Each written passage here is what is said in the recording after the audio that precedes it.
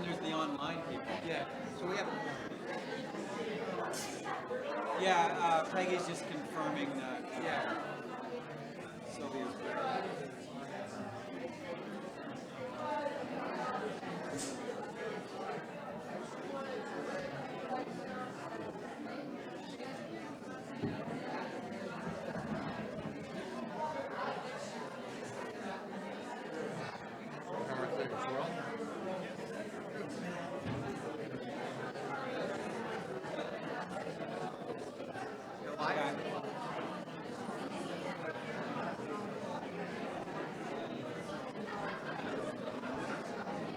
The mics are on.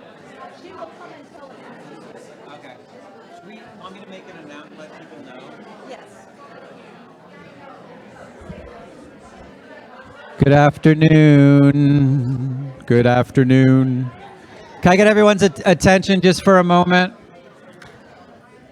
So we're not quite ready to call the meeting to order. We're just working out a few more kinks with some of the folks on Zoom. Sylvia Owenpool will tell us when she's good to go. Is that you're raising your hand to say we're good to go? Okay. Peggy, you're up. Okay, I'm up. Hello, my name is Peggy Webb, and I want to introduce the folks that are helping us today. And so there's Sylvia right there. She's going to be helping us a lot with voting. And then there's Ted Pappas. He's a meeting procedure consultant. Bob Bauza, he's going to be talking about endowment. If I get something wrong, tell me. Stan is going to be talking about gifts. Peggy. Josh Pollock will be just telling us. Monitoring. Right, right. We also have Jim Adams doing tech. We have Bill Bosworth, the treasurer, and he's going to be talking about the budget. We have Ann Carr. I don't think I said, oh, Ann Carr. She's a timekeeper, and she and a couple of other people may have some responsibilities I'll tell you about in just a second. And then I told you about Ted. Carol Boster and Janet Delphine are also helping for membership. And we do have a quorum. Is that correct? Yeah. Okay.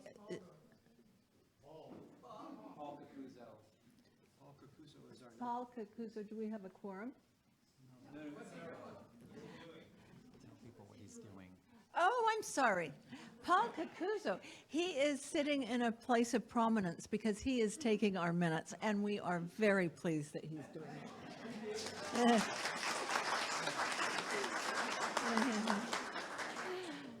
Paul, you're the only one that got applause. Okay, let's call the meeting to order. A few comments prior to me just going through how the agenda will flow. And some of these are about meeting process and procedure.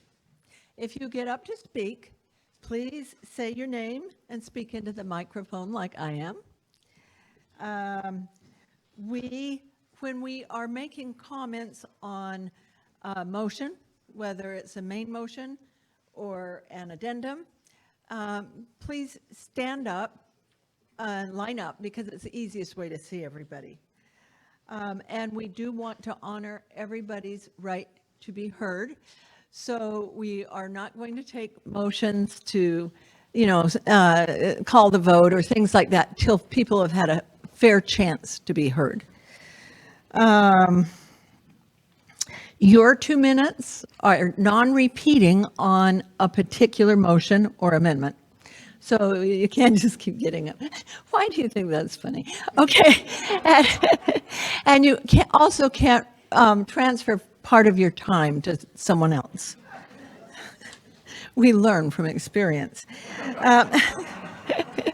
So what we're, okay, let's see. Okay, so when you want to make a comment, and if you're going to make a motion, in the windowsill is a card, and we want you to write your motion on there. because whether it passes or fails, we need to know the words precisely so that we don't make a mistake and vote in or out the wrong thing, okay? So write down your motion, and then you can bring it to Paul, you can bring it to Ann, or you can bring it to Stan, one of these folks. Are there pencils or pens? No, but I believe that somebody's going to get them right away. Okay. Okay, so we've done that. Write it down. If you're making your motion on Zoom, make sure you put it in the chat. The words, just like people are writing them on the index card, write the words of your motion.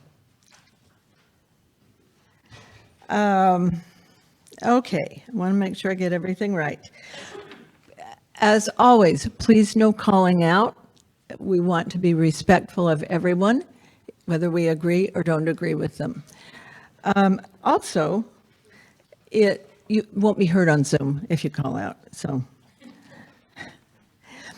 One other thing about comments, if you agree with somebody that has already made a comment, it will save time enormously, as if you just say, I agree with Desiree, or, you know, whatever, I disagree with Fred, whoever, I mean, whatever. Then it saves time, because we do have the possibility of this going on quite a while. If for some reason you need to leave before we're done, take your vote and leave it with the people at the table in the lobby, and you can put it on a proxy ballot and leave your vote there. Okay, so I wanted to mention, we have, a lot of documents have been passed out. They've been sent in snail mail, U.S. Postal Service. They've been sent in other ways. We've had a meeting on May 5th. So there's been a lot that's come your way. But I do want to tell you about one thing, because there is still a little snafu. In the most recent document that may have gone out, it may show that Article 3 is still going to be voted on in the main motion. It's not. If it comes up, it will come up as an amendment. It will show that the policy board, Article 4 about UUA, Article 8, Section 4 about UUA guidelines will be voted on in the main motion.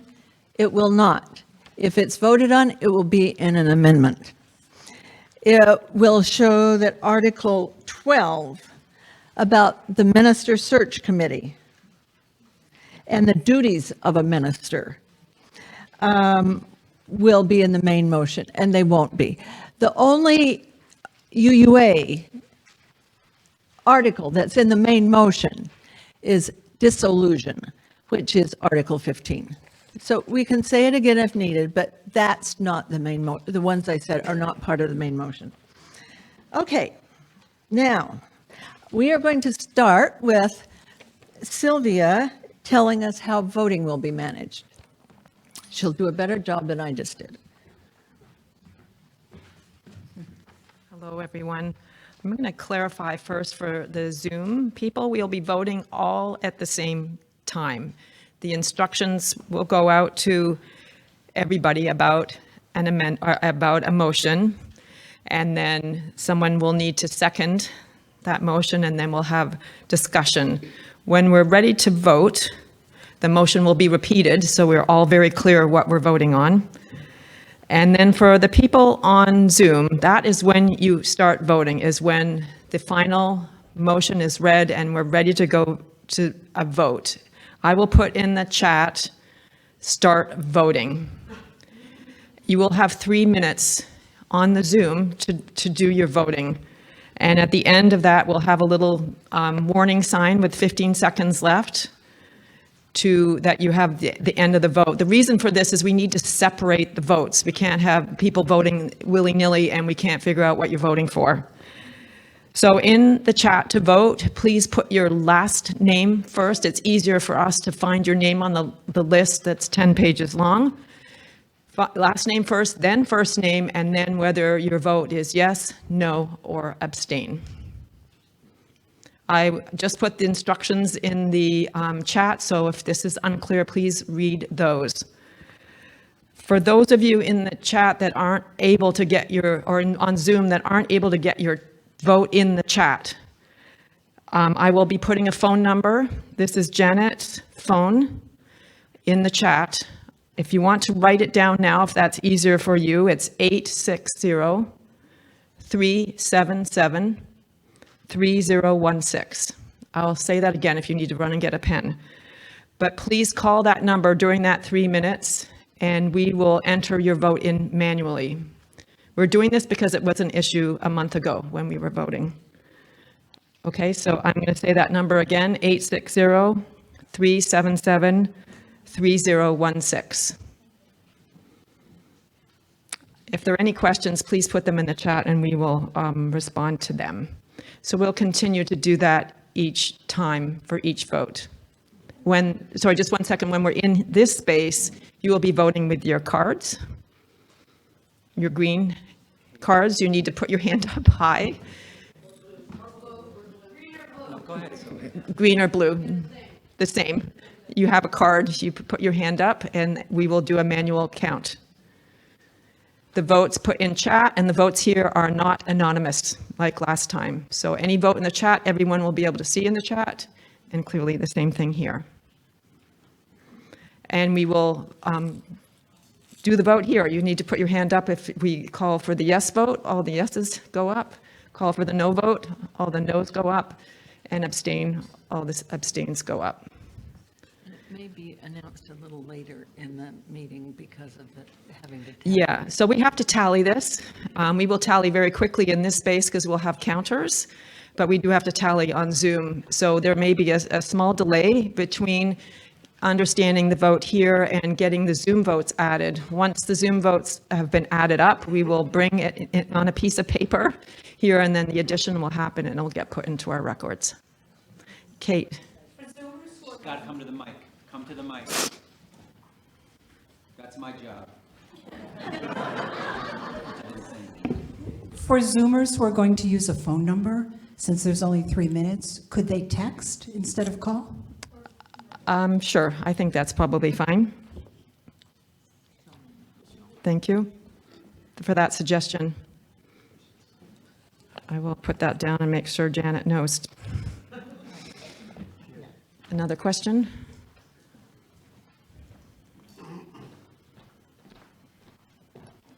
I just wondered how many people are on Zoom? We have 36. Thank you. Thank you. Some double and most single. Is everything okay? We have a total of 146 people here today on Zoom and in the space. Oh, we have a quorum by far. Okay. First on the agenda is Mr. Bill Bosworth, and he's going to be talking about the budget. After he gives a short presentation, then I will ask for a motion to adopt the budget, then a second, and then after that, that is when the discussion will occur or any amendments you may want to propose. Okay.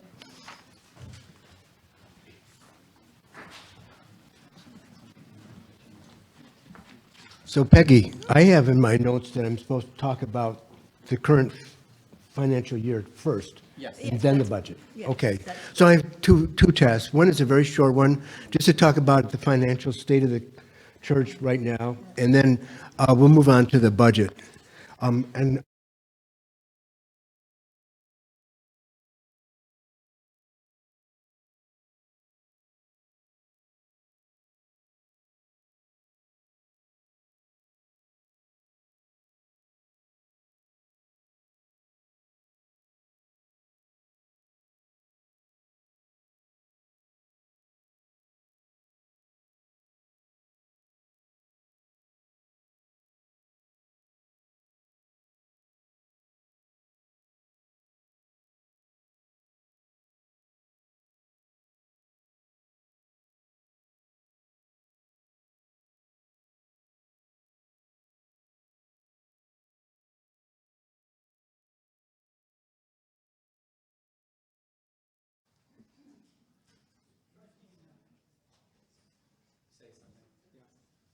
Can you hear me out there, Zoomers? Try again? Okay, I guess they can hear me now. So we can go ahead, and there's the slide. No, oh, that's not the slide. Okay, no, it is. Okay, we're all set. I've got it, had it memorized. Actually, the first slide, the way to summarize it is that this year was a completely normal year, consistent with many years in the past. It followed a pattern, and the pattern is this. The pledges always come in at the beginning of the fiscal year with a lead. They come in quickly. The expenses come in with a lag. They come in slowly. The result is that we have this huge bulge of cash during the year. We just luxuriate in huge amounts of cash. And then as the year starts to wind down, the cash winds down, the pledges slow down, the expenses speed up. And this year will be like the other years. We expect that we'll end up with a small unbudgeted surplus. So the next slide, please. So this slide Bob put together, and I'm going to skip it. And I know Bob is listening on Zoom, so Bob, if you don't want me to skip your slides, next year, don't be kayaking in Oregon during the annual meeting. So all that slide says is the financial statements, the balance sheet at the end of the year will be a little bit different from the balance sheet last year. So the next slide, please. This slide is my slide, and sorry, Bob, and it just answers the question: why was this year? How is this year any different from any of the years past? And it is different. There are three things that make it different, and they're listed on there on the three bullet points. The first one is that we were working with a 9% increase in pledges. And I think many of you here remember the history of that, and it might be good to remember it now. It started with Lynn Dove and Glenn Campolone and Stan getting together and figuring out that for years we have not been preparing for the inevitable repairs that are going to be made to an aging building, that we were under-reserved for our building and infrastructure. So they presented this to an all-congregational meeting, and the congregation responded with a 9% increase in pledges. Now that 9% is pledges. If I had used challenge grants and had thrown that, the number would have been a much higher surge. But I wanted to use just the 9% because usually when people pledge one year, there's an implicit idea that they'll continue with a pledge in following years. So that's an important number. The second characteristic of this year was that we added almost $40,000 to the building reserves, and that's a substantial amount of money. It's a huge change from the past. It's not enough to solve the problem of under-reserving, but it is enough to say that if we can do this every year, we'll be comfortable. We'll be able to fix the roof and replace the pumps and do all the things that we know are going to have to happen sooner or later. And then the third thing I think is different, I have to mention this, is that amazing auction. We raised $19,000, and that's beyond anybody's wildest imagination of how much money could be raised. I think the most amazing part about it, and if you're here for the chili cook-off, you know that we raised $19,000 and had a great lot of fun. So that I think those are the three best points of the year. And I also think that taken together, they show that this community has its act together, that we know how to organize ourselves and move on in the world. So that's all I have to say about the year in the past. Are there any questions? They need to come up to the front Okay, if yeah. there are questions. Okay. All right, straightforward. So we can move right on to the budget. And I guess we can just go on to the next slide, too. Now, the budget, I have to make sure that Bob really worked hard on the budget. He was the point man on this. And the way the budget works is that it's the responsibility of the Finance Committee to put put the numbers together, or to gather the information and put the numbers together, and that's what happened. Now, the Finance Committee, in this case, was Bob Knapp really just all the heavy lifting. He talked to all the chairs, all the budget managers, and found out what they needed, looked at all possible avenues for income, estimated expenses, and worked really hard. And as we discussed this, you can see the amount of effort that he had to put into this. It'll come out. So the first numbers you see there is $571,000 mentioned twice. And the reason why he used that number twice is it's a cry of triumph that he was able to figure out a way to scrape together a balanced budget. It was not easy. And the reason why it wasn't easy is because pledges declined by 3% this year.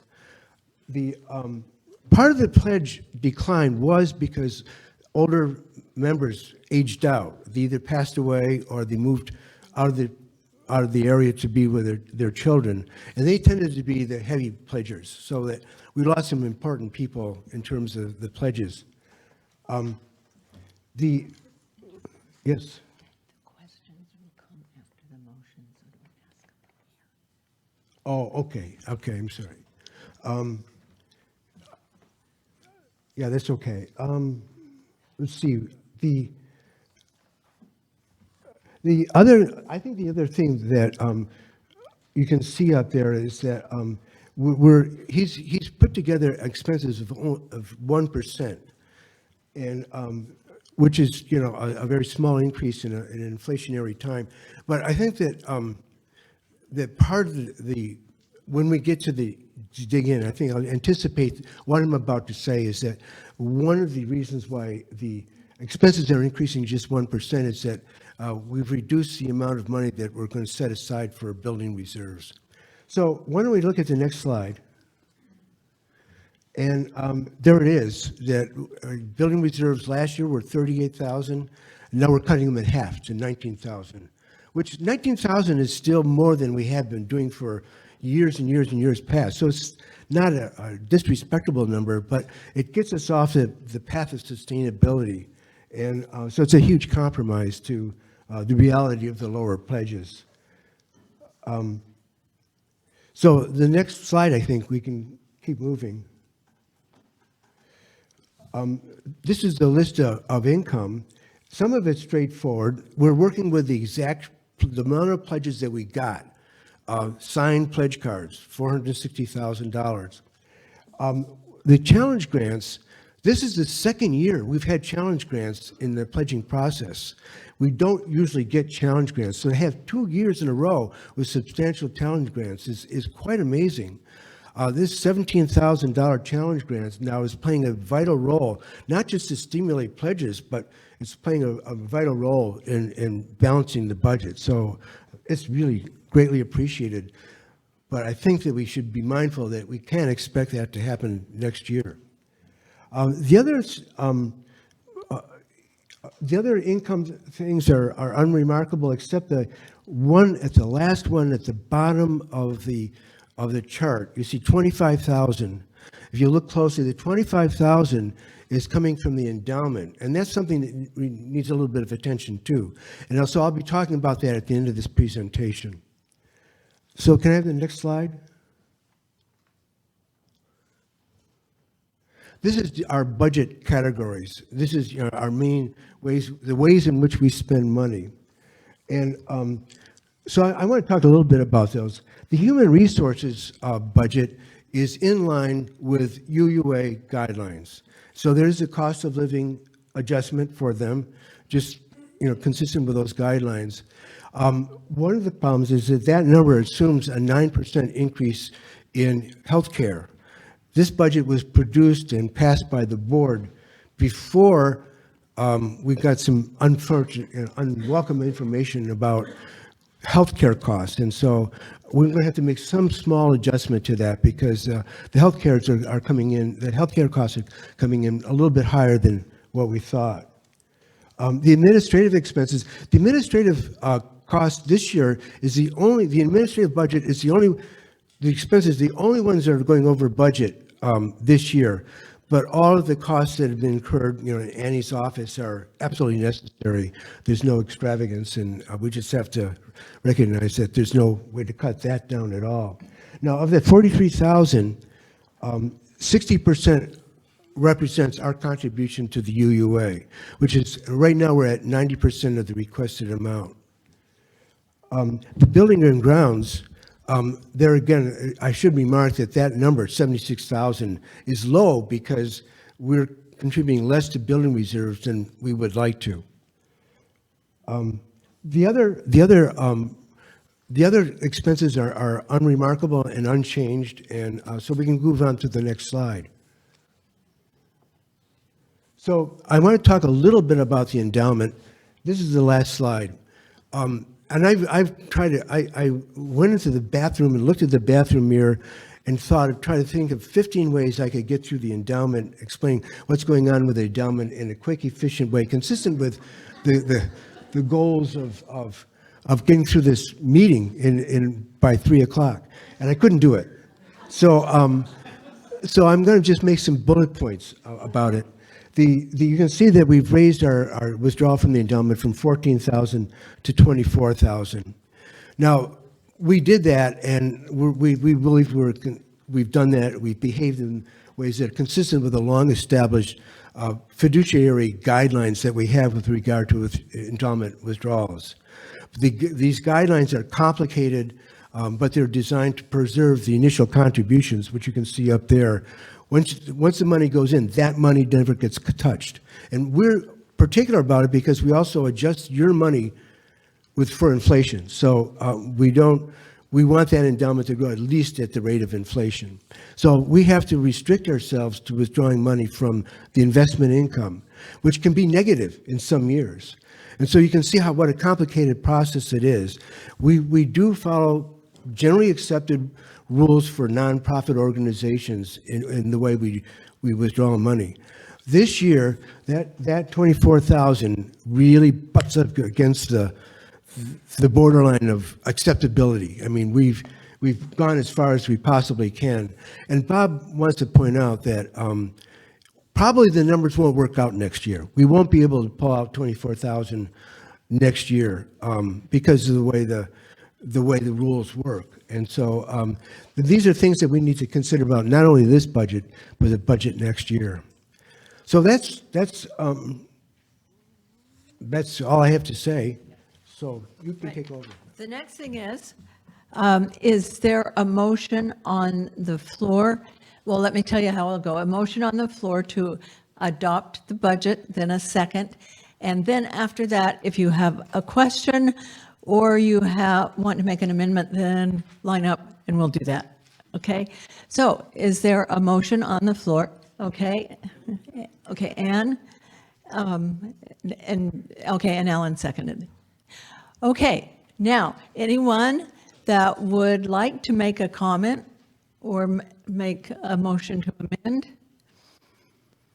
Is there anybody online that wants to? I want you to ask if anyone online wants to. Would anyone online like to make a comment, ask a question, or make a motion to amend? Tell them to raise their hand. Somebody They else? should raise their hand if they want to. Please raise your hand. You can use your real hand or the little icon hand, either one. I'm seeing nothing. Okay, so all those in favor, raise your card as a yes. You know what, I blew it. I was supposed to have the people online vote first, but I'll remember for next time, so let's count, okay? Next time I'll do it right.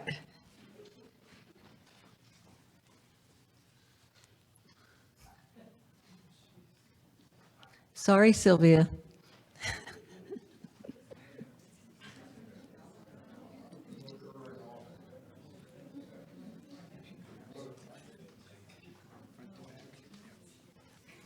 And we won't announce results till we have all the votes in. So after the Zoomers have their votes in, then we will.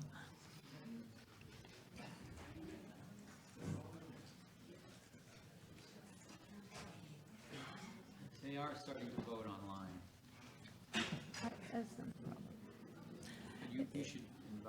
If the, is there a problem? If the Zoomers would like to vote online now, you are welcome to begin.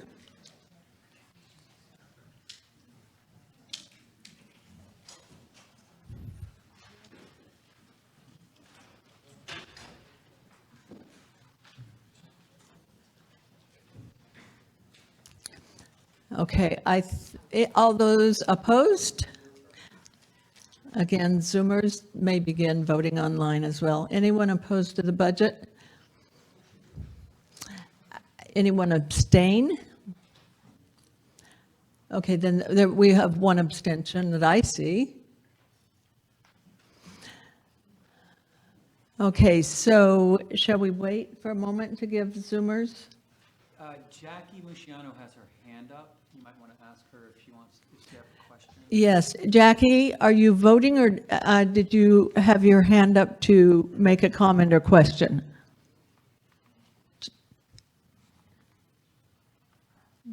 I think maybe she was voting. Yeah.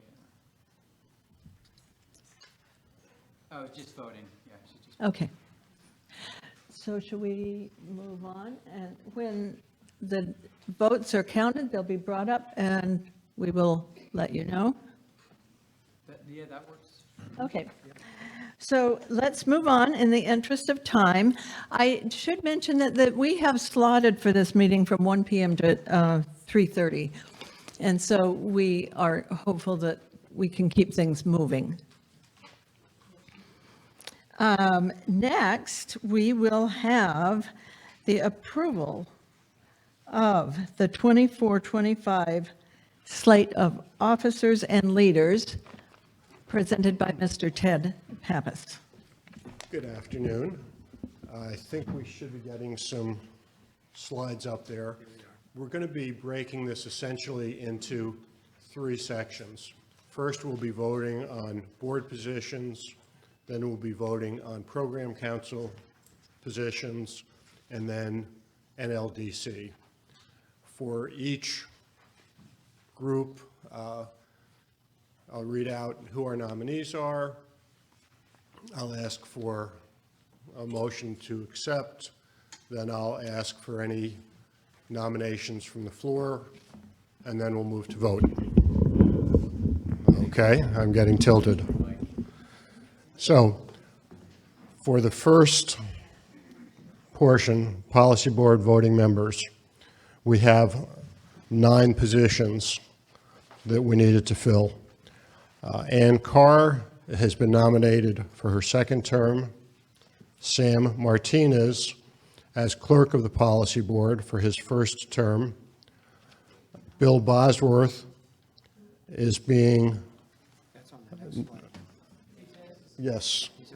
Okay. Okay. Well, let me follow along with this then. Ann as vice president, nominated for her 2nd term. Greg is moving from an appointment to fill out a separate term to a 2-year term appointment. Malcolm Barlow, nominated for the 1st term of a 2-year appointment. And 1-year appointment, I'm sorry. And Kate Kimmerly for a 2-year term. And then. Okay, I will hold it, and as I go back and forth, maybe I won't lose it. And that probably is an easy way. Thank you. That's a very good suggestion. We also have Sam Martinez as clerk of the policy board, being nominated for his 1st term. Also on the board will be Bill Bosworth. And Stan, are we correct now? Continuing the 2nd year of the 1st term. Bill has also been an interim appointment So we've been playing with how to make sure we get he and Bob as finance chair on alternating years. Bob is nominated to begin the first year of his first term. Paul, first year of his second term, since he was acting in the first term. And Building and Grounds, Lynn Dove for second term. And I think that is everybody on our board. One more, I'm sorry, Wayne Starkey, Personnel Committee, first year, second term. May I have a motion to accept this slate? Alan moves. Second, thank you. Larry seconded. Are there any nominations from the floor for any of those positions? Seeing none, all those in favor of the slate as presented? So, And actually, and so we need to have the Zoomers vote as well. Yes. We'll go ahead and count as we did before, but if the Zoomers could please vote as well, that would be great. So it is yes, no, nomination from the floor, abstain. Are you voting yes? Are you voting yes? Okay, never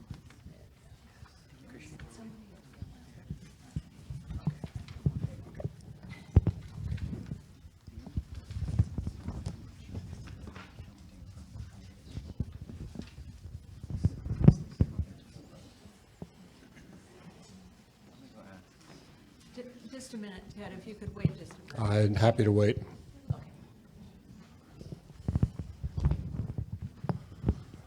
He needs to see if they were done counting from the previous one. So we'll just wait a minute. You may tell a joke if you want.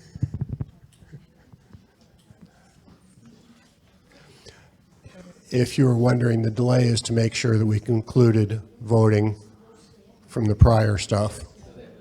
Okay. Okay. So. We take you now Previous vote on the in the mic. Previous vote on the budget was 37 yes, 1 no, and 2 abstain, so it passed. Well, that's not added to the in-house. And that is not added to the in-house. Who is good at addition? Tell me. Well- You know?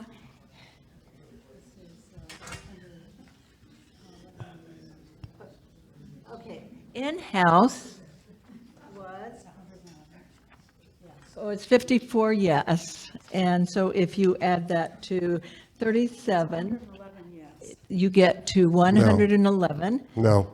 No, not yet. We had a vote of 137 in favor in the House, so total voting in favor is 148, isn't it? Okay. We will get it correct in the records. It has But carried. everybody can rest assured that it passed. Okay.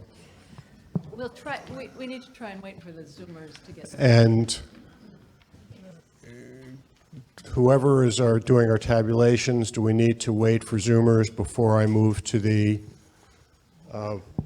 program council positions?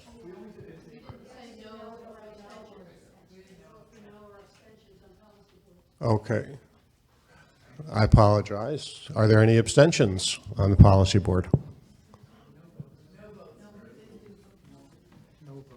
No vote, okay, no votes on the policy board. No, they already did. Abstentions on the policy board vote.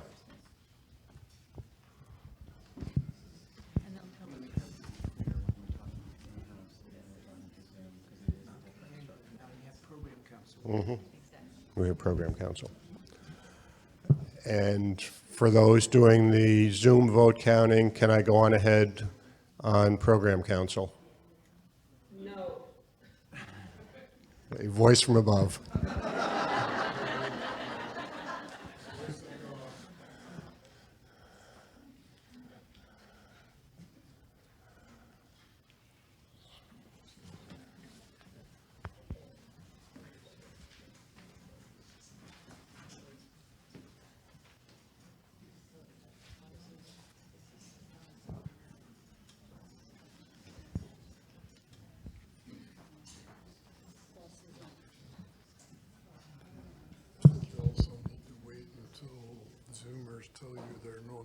nominations from Zoomers, right?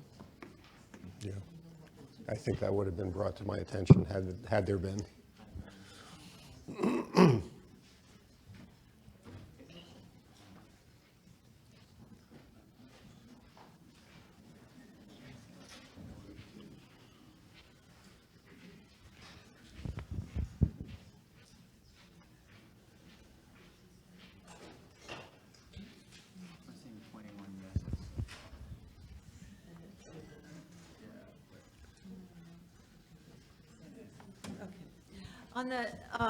On the policy board votes, we are very satisfied to announce that that they have passed, because we have 111 plus 27 that voted yes.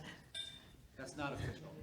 It's not official, but we're satisfied. Okay. No, the policy board vote. That's just for the policy board. Now we are moving on. Okay, and at the risk of offending a voice from above, we're moving to program council now, and we have 6 positions that have been nominated. Eric Edgerton is being nominated for his first term as clerk of the program council. Sid Soderholm is being nominated as a co-chair for social justice. Sandy Carosi is being nominated to begin her second term as Sunday Services co-chair. Carol Boster had been appointed to fill out an interim position on membership, and she is being put to a vote to be elected beginning the second year of her first term, I believe. Is that correct, Stan? First year of her first term. Janet Dauphiné has been nominated as membership co-chair beginning her first year of her first term, and Nancy Thompson as adult RE chair, nominated to begin the first year of her first 2-year term. You could ask if there's any more nominations, but don't call for a vote because he may not be ready. Well, first I'm going to call for the motion on that, and then I will ask for additional nominations. Okay, they're not ready to vote. I know, we won't vote. We won't vote. Do I have a motion to accept the slate of program council as read? Okay, yes, we have a motion from Stacy. A second on that? We have a second from, okay, from Lori King. Our, So you can do nominations for Zoomers. so much information. Were there any nominations putting for any of those positions, either from our Zoomers or from the floor? And again, those positions are Program Council Clerk, Social Justice Co-Chair, Sunday Services Co-Chair, Membership Co-Chair, both positions, and Adult RE. And I'm assuming I would be told if there's nothing from Zoom. Okay, and I'm seeing nothing.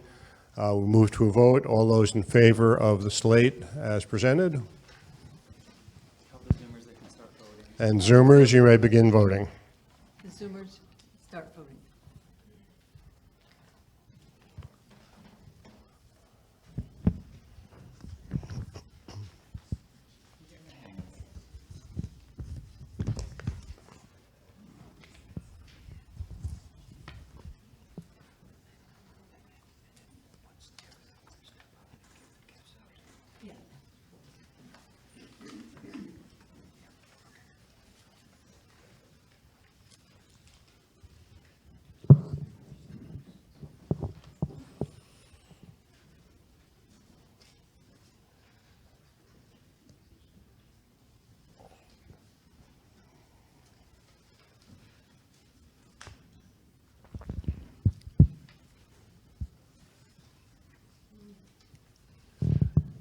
I'm wondering, since there's always a delay, should we try to come up with a different name other than Zoom?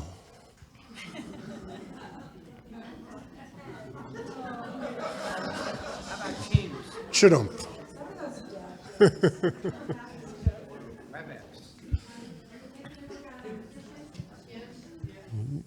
We have called there.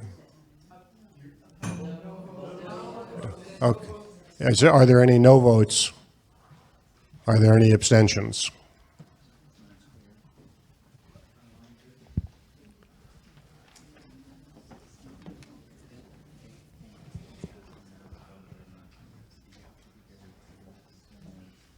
We ready for?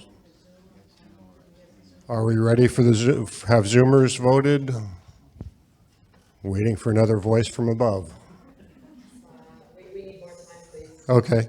So would the Zoomers be very clear that they vote yes, no, or abstain in their chat line, and that it's only for program council, if that's what you're doing? Yes, that's what we are doing. Would you like me to repeat that one more time for them? You may. Okay. Josh told me.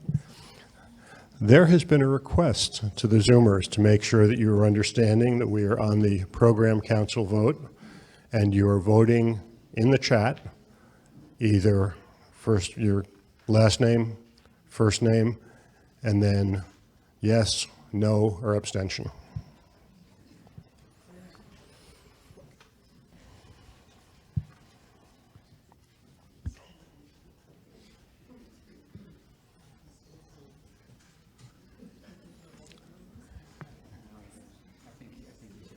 And while we wait, one of the things that we have been attempting to do, and I think that we were pretty successful this year on NLDC, is to try to bring in people who have not been in leadership before, and also to bring in people into NLDC who have not necessarily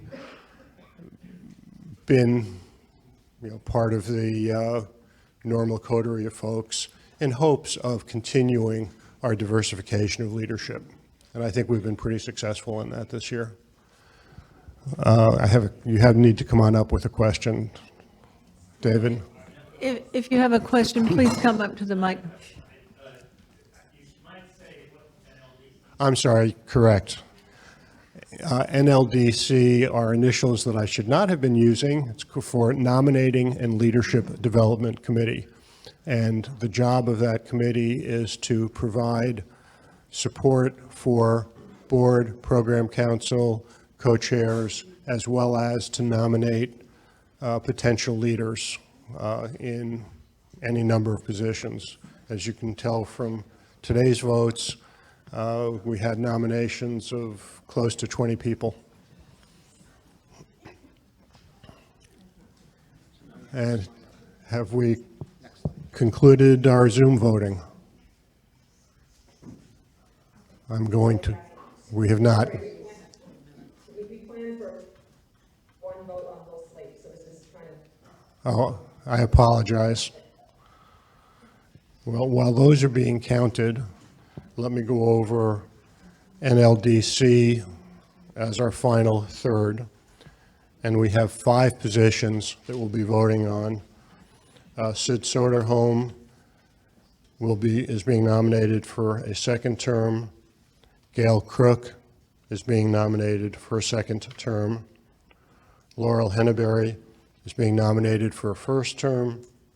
Kevin Holian-Borges is being nominated for a first term, and Deb Gould is being nominated for a first term.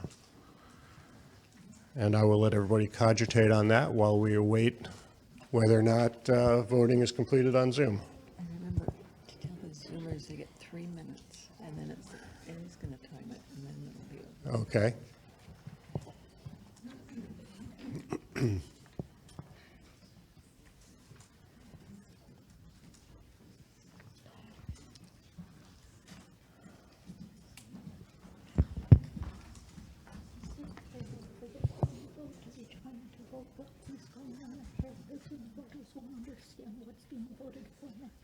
We're trying,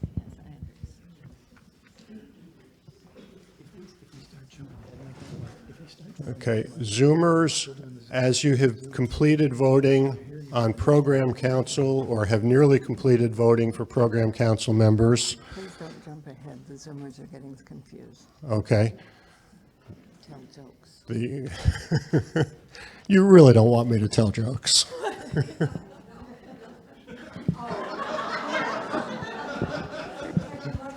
Mhm.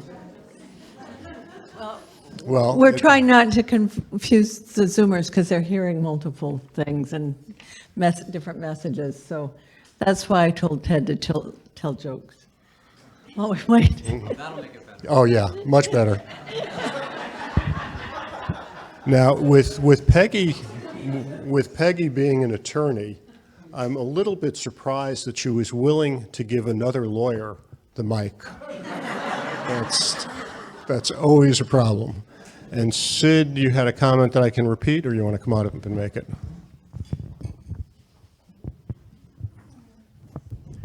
As also an NLDC member nominating a leadership development committee, I'd like to point out that I believe Gail and I are being nominated for a one-year term, which is unusual, but electing 5 NLDC members in 1 year is also unusual, and in fact is not what is recommended or specified in the Constitution. We're supposed to elect 4 1 year and 3 the next. So Gail and I are taking 1-year terms, so next year we can get back in sync with the Constitution. Would you agree, co-chair of the NLDC? I would agree. I'm easy. And how are we doing on voting yet on Zoom? We are all set. We finished the count for the last. Okay, excellent. And Start the new vote. Could you please be explicit? I will be as explicit as I can. We will now be voting on new or returning nominating and leadership development members. Zoomers, you will vote first, and as soon as I go over the nominees again, you may begin voting, and you have 3 minutes to vote. And the nominees are Sid Soderholm for a 1-year term, Gail Crook for a 1-year term, Laurel Henneberry nominated for the first year of a 2-year term, Kevin Julian Borgness nominated first term of a 2-year term, and Doug Gould nominated for the first term of a 2-year term. Zoomers, you may begin voting. Your process again is your last name, first name, and then in favor, opposed, or abstention. We had gotten a motion earlier, I think. Well, let me ask for a motion first to accept the nominations as presented. Ellen? And Lynn seconding. Are there any additional nominations from the floor?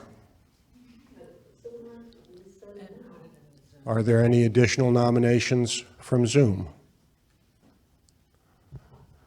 Seeing any additional nominations from Zoom? No. Okay. So, Zoomers, you may begin voting. You have 3 minutes to vote. Congregation in house, please vote. All those in favor?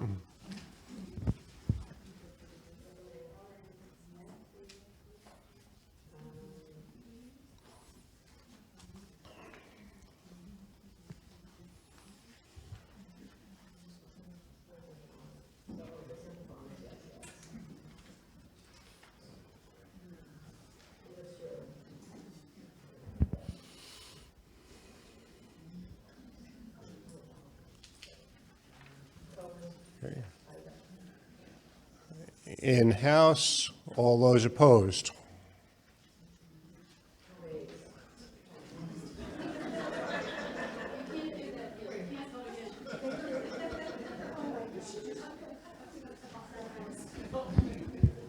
In-house, any abstentions?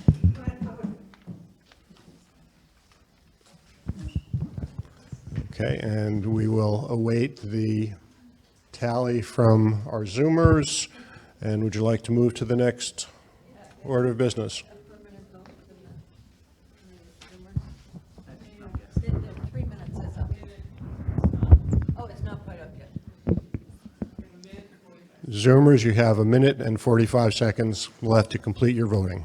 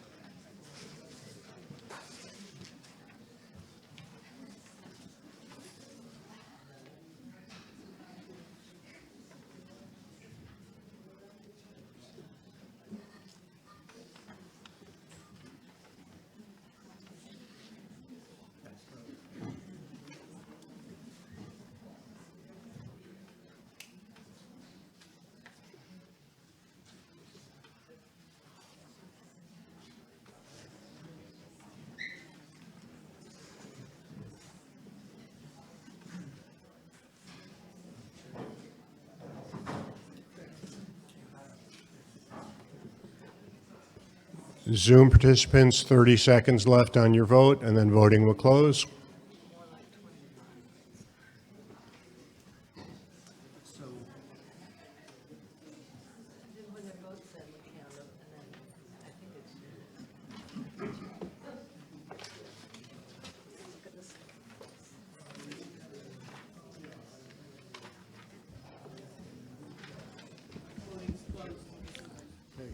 Voting is closed. We'll move on to the next item of business. Josh?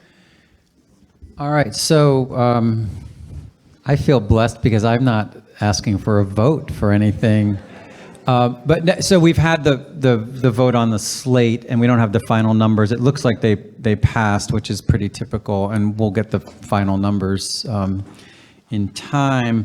I just want to take a moment to thank all our outgoing leaders, some of whom are incoming, which is often the case. The gift this year is called Spirit Wheel, Meditations from an Indigenous Elder. The Indigenous Elder is Stephen Charleston, who is a leading voice, I'm reading from the back of the jacket, a leading voice of justice for Indigenous peoples, the environment, and spiritual renewal, a member of the Choctaw Nation.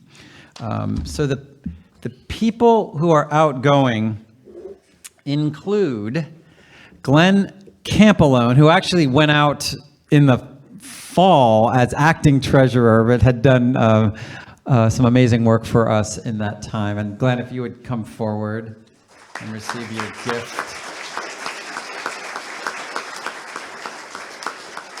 Thank you so much. And then Laurel Henneberry served on the policy board for part of a term, and I want to thank Laurel for the service that she did bring.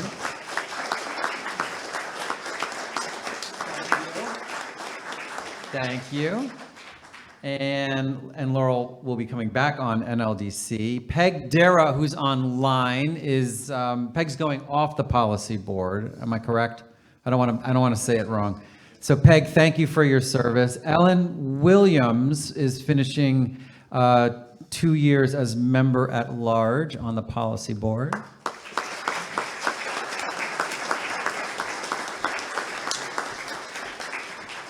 Here's your gift, and thank you for your service.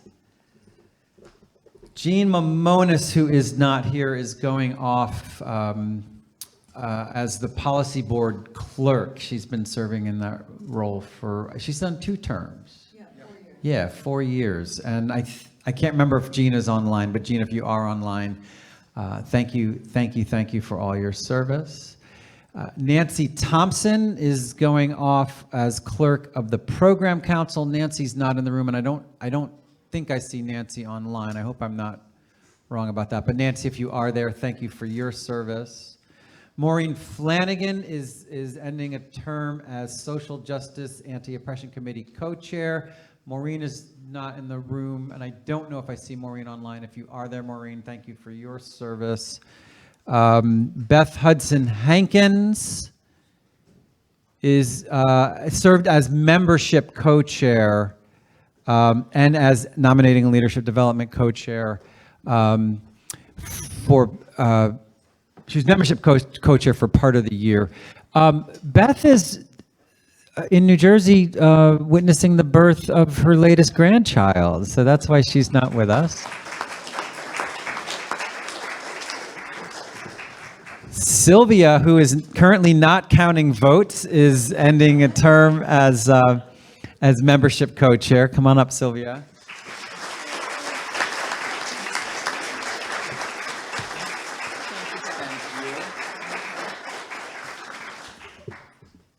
And Counting votes on Zoom is in chat is hard. Well, and we should acknowledge, I don't think we're being as clear as we can be, and we're learning. We're learning as we go in terms of asking for the votes. We're getting there.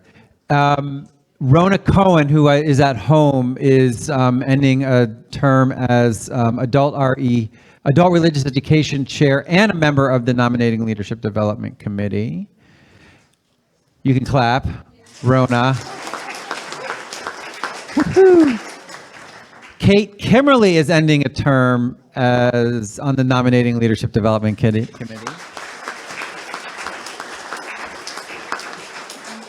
Thank you. And I think this is last but not least, Stan McMillan. Stan, how many terms have you served on? Is this 4? No, 54. 54 terms? That's one reason why we had to change the Constitution. You're right, we had to change the Constitution to make sure Stan didn't keep serving on nominating leadership development.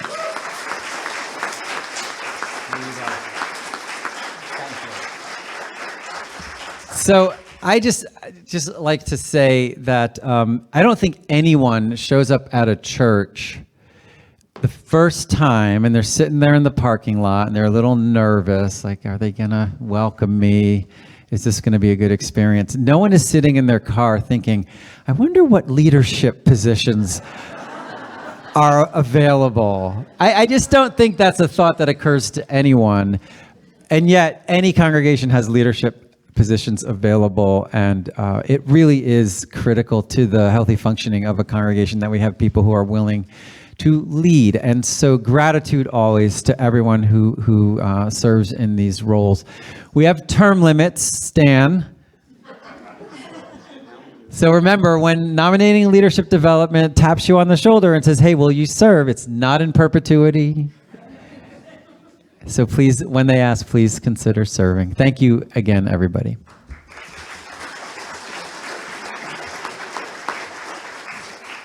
Now we will have Louisa. She's going to talk about some of the wonderful gifts that members have given.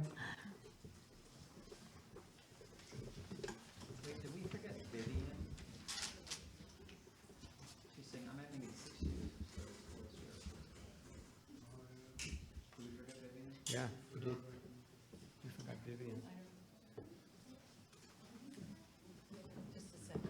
All right, so as always is the case, there's inevitably we forget someone. So Vivian Carlson served 4 years as personnel chair, but that's going back 2 years and is ending. I didn't think Vivian was ending her term on Sunday Services Committee.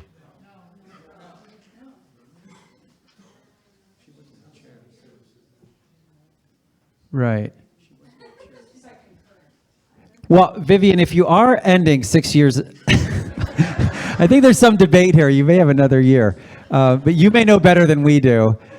Thank you. Thank you for your service. And you're getting applause here in the room. And you'll get a gift. Hi, I'm standing in for Patricia Wild, who is the chair of the Stewardship Committee. Okay, is that better? Now, talk right out. Okay, got it. The Unitarian Universal Society East is fortunate to have members and friends that generously share their time, talent, and financial resources of all sizes and kinds. Each year, UUS East receives financial donations from members that are given in addition to their annual pledge. The church sends a thank you note for each of these donations. The gift policy also calls for annual congregational recognition for these special donations. In the next fiscal year, the Stewardship Committee will establish the needed procedures and guidelines for fulfilling this gift policy goal. On the screen, thank you, are several financial gifts that we would like to recognize this year. If you made a gift that is not on this list, please know that all of us in the community are deeply grateful for your gift. We acknowledge and are deeply grateful for all financial, material, and service gifts given by members of the society. Thank you.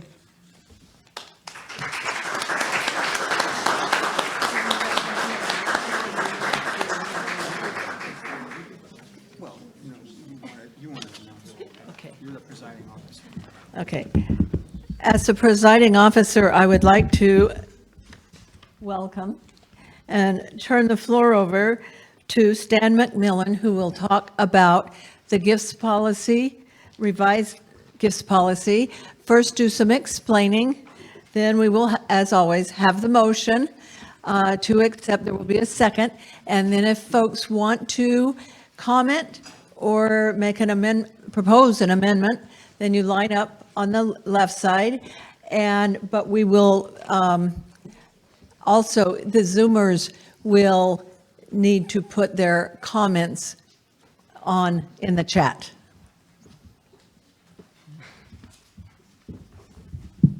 Thank you, Peggy. Could you put up this first slide? So I'm going to talk about the gift policy that was approved by the Policy Board on January 16th of 2024. And this didn't pop out of thin air. There was a task force, Bob Knapp, Ellen Williams, Malcolm Barlow, Bob Balza, and myself participated in this task force.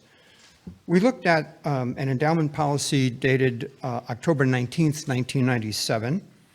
The policies for special funds, for example, the Aiken Fund, which has its own policy, the UUSC Special Fund Procedure, and the UUSC Stock and Mutual Fund Donation Procedure dated May 10th, 2007. Next slide, please.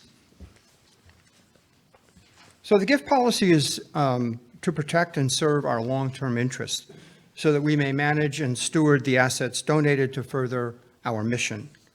Gifts may be from bequests. Gifts may be money designated for special projects or intentions. There can be gifts of financial instruments such as stocks and bonds. It could be real property or material goods donated with or without special designations or instructions. This policy covers both unsolicited and solicited gifts from inside and outside the society. Next slide, please. There are some exclusions. The minister's discretionary fund is excluded from this policy. Donations are solicited by the minister and received, and money is dispersed by the minister at his or her discretion. Also excluded from this policy are physical gift donations to the UUSC annual holiday fair and the annual goods and services auction, and those are many. And gifts of time and talent, which many of us give freely over many years, are also excluded from this gift policy. Next slide, please. Gift acceptance and responsibility. The Policy Board has the authority to accept or refuse gifts. Examples of such refusal might be sources of funds or designations that are inconsistent with our current goals, mission, or our values, or which the Policy Board determines are unacceptable. These gifts may be refused. Other gifts that might be refused are those for which the cost to receive the gift is greater than the perceived value. and that such gifts may be refused. Gifts with operating or maintenance costs may also be refused. We don't want old lawnmowers or cars or trucks like mine. Monetary gifts are under the, you know my truck, right? It's just 30 years old. It still goes. Nobody wants it except me. Monetary gifts, yeah, hey, it's still, it still goes. Monetary gifts are under the oversight and management of the Policy Board and the Finance Committee. Physical gifts, to distinguish between physical and monetary gifts, physical gifts are under the oversight and management of the Policy Board and the Building and Grounds Committee. Next slide, please. So there are solicited and unsolicited gifts. Only the Policy Board or its designee may solicit gifts on behalf of UUSC. So designees include the Stewardship Committee, as we conduct our annual appeal, the Sunday Services Committee for the weekly collection and refreshment donations. The Music Committee is also designated to solicit funds for concerts and other needs approved by the Policy Board. Unsolicited monetary gifts, these are the Treasurer provides the Policy Board such gifts. The Treasurer provides the Policy Board with a monthly list of each unsolicited monetary gift received in excess of $500. The Policy Board votes on accepting these gifts. Unsolicited monetary gifts that are under $500 are considered accepted upon receipt. Next slide, please. Unsolicited physical gifts. Unsolicited physical gifts are reviewed by the Building and Grounds Committee to determine if the item serves to enhance the mission of UUSC. Another category is restricted and unrestricted donor gifts. Restricted gifts are designated and set aside for a particular purpose. For example, the Aiken Music Fund. Some of you remember Nancy Aiken, who many years ago gave a large gift to maintain tuning of the piano, purchasing of copyrighted music, and so on. That's an example of a restricted donor gift. It's also a donor-restricted fund, which I'll talk about in a second. Unrestricted gifts do not require a particular use or timing of their use. Next slide, please. So donor-restricted funds, the Policy Board must also authorize the establishment of a new donor-restricted fund. Only a donor may add to a donor-restricted fund. That is, the Policy Board may not transfer money from the operating budget into a donor-restricted fund. Any donor may contribute to a donor-restricted fund. So, for example, the Aiken Music Fund, anybody may make a designated gift to that fund. Next slide, please. There are unrestricted or undesignated monetary gifts. Donations from such gifts would be allocated to one or more of the following: the unrestricted income portion of the endowment fund, the operating budget, unrestricted reserves, debt reduction, or other purpose the Policy Board deems appropriate. Next slide, please. Again, regarding undesignated or unrestricted monetary gifts, if an undesignated gift exceeds 5% of the current fiscal year's operating budget, the Policy Board presents its allocation recommendation, where the money will be put, to the congregation for a vote. This is one of the changes. It's in the Constitution. So the congregation gets to decide. Next slide, please. The acknowledgement of gifts. We just had our infrequent, but now we hope annual acknowledgement of gifts. As was mentioned, is now appears in this policy, which you may or may not approve as I finish my presentation. It's up for a vote.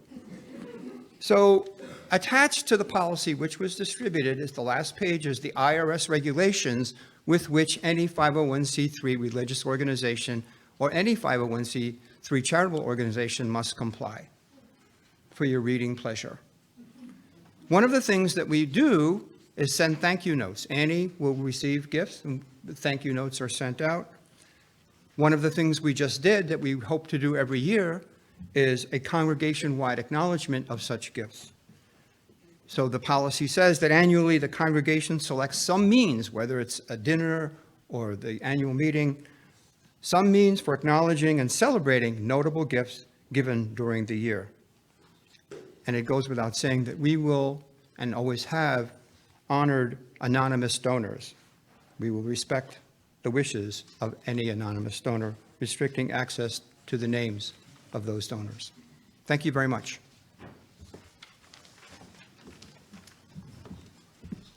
Thank you, Stan. Do we have a motion to accept the revised gifts policy? Thank you, Carolyn. A second? Thank you. And so now it is time for comments and possible motions to amend. We would like folks to line up if you would like to comment and, or make a motion. And if you want to do that online, please put it in the chat. Okay.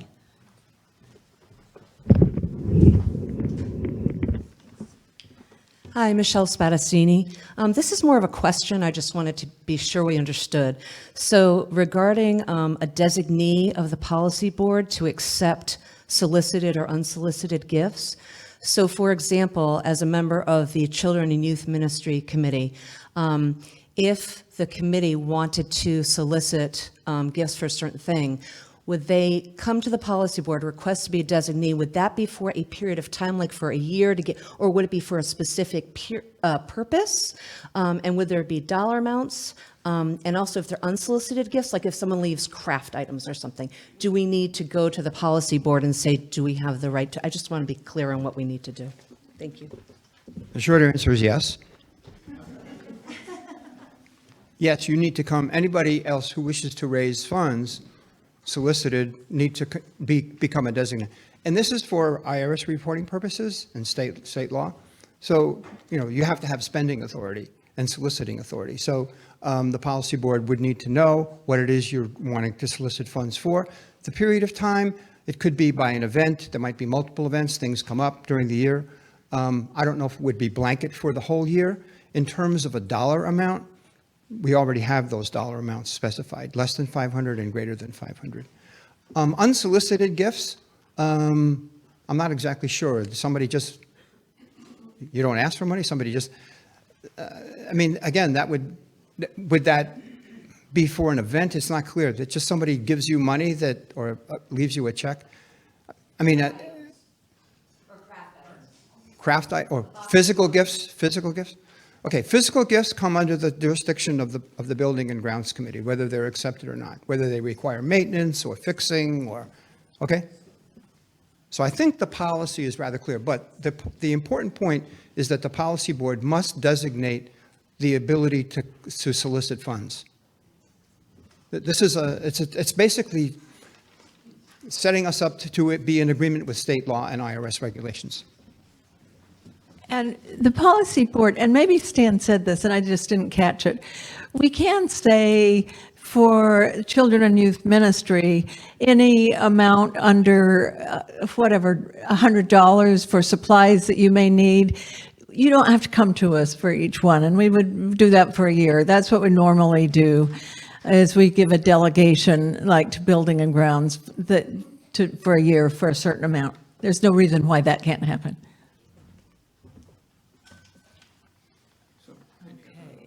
So no other comments, questions, or amendments in here? And I would like to ask the Zoomers if you have any comments, questions, or amendments that you would like to propose.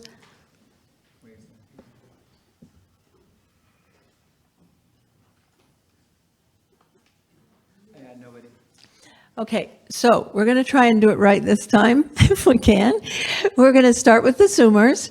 Okay, start, Ann. You have 3 minutes to vote, yes, no, or abstain.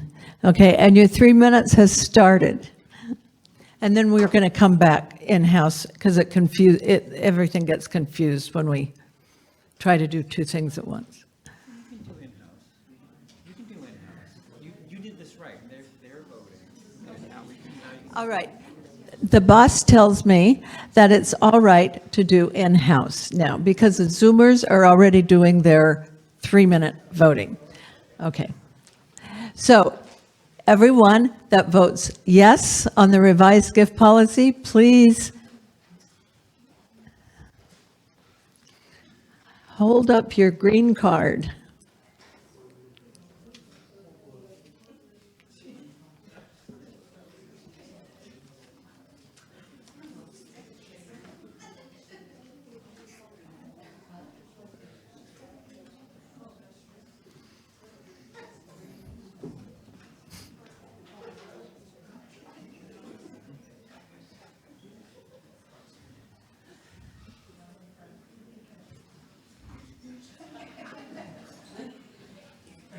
Is, okay, you've got them all, okay. Everyone that in-house that votes no, please hold up your green card. And any abstentions from people in-house? Okay, and so at this point, we will wait to hear what the Zoomers said. Let them finish the 3 minutes. Let them finish the 3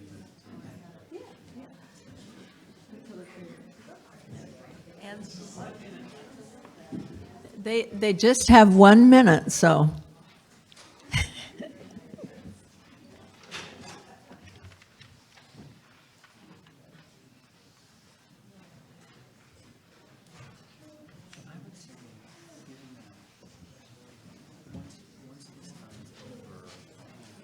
We can start from down, but just say when we have at some point we want to show the folks. We can move on. 'Cause they can count.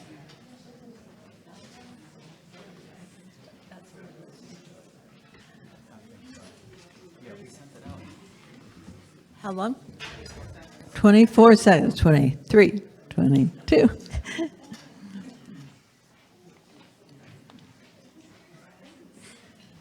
Are you ready to count? Oh, you're not doing the counting.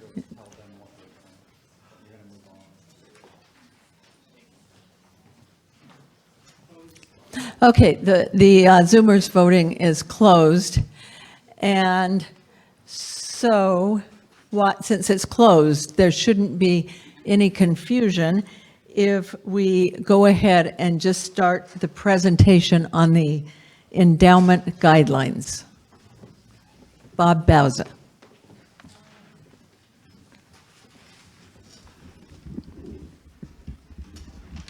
Okay, sound good? Yeah, okay. I'll wait for the first slide to come up.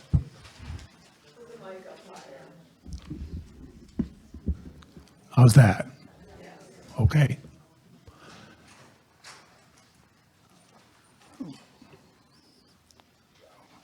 Okay, we discussed the endowment fund at our task force and came up with these guidelines to formalize what we have been doing and what we plan to do. So it's important to note that the endowment fund consists of two parts, a restricted part and an unrestricted part. The restricted part is permanently restricted in the sense that when donors give money to that fund, those amounts can never be spent. Next slide, please. Okay, I think we can go to the next slide after this.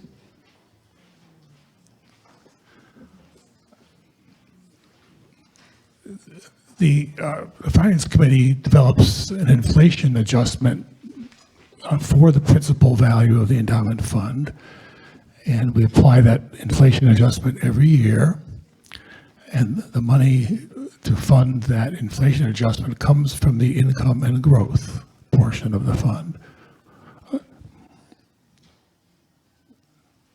Next slide, please. And by doing an inflation adjustment, we preserve the purchasing power of the all the donations to the fund. Next slide, please. This is an example, a theoretical example of how the spending policy works. What we do is we take an average balance of the previous 12 quarters of the total endowment fund. And the reason we do that average balance is that we are smoothing out the inevitable fluctuations that occur in the value of such a fund. Because the fund is invested for long-term growth, is invested in stocks and bonds, and those values can fluctuate over time. So we apply a potential spending amount of between 4 and 6% of the total endowment fund. And based on the needs of the budget and other requirements, we would annually determine the amount of money that could be taken out of the endowment fund. The amount that will be, can be taken out, it comes from the unrestricted portion, and leaving the restricted portion intact. Anybody have any questions so far? Remember, the questions are asked either by Yes. lining up or... Yes, okay. of course. If you have any questions, line up on the side. Okay. Now, within the unrestricted portion, we would hope to be able to earmark those funds for particular purposes. And you see some of those purposes up on the slide. These would be determined by the policy board and can be adjusted over time based on our needs. Next slide, please.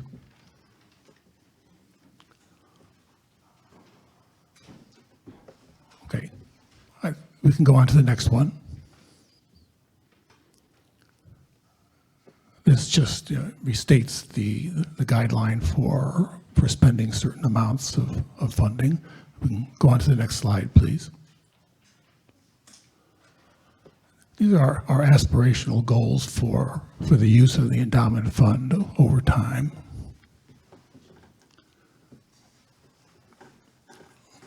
Next slide, please. A new idea that we had really as a strategy for growing the endowment fund is to set aside something called a special named fund. If somebody wanted to give at least $25,000, we could establish a named fund for them. If they do not wish to have their name attached to it on the records, it could be recorded as an anonymous donation. I think that concludes the slides, if I believe. Yes. Okay. People have any questions, they may line up on the side there.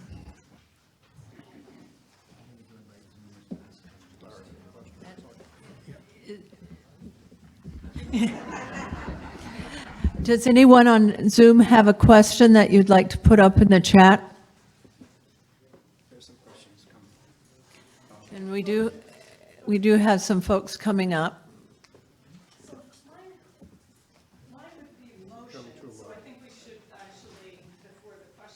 You could get third if you wanted. I mean, we could handle it, but it's easier for us, and you know how confused we get, so it's easier for you to get back there. Okay, so we now have, let's see, how about we've got the motion, we've got the second.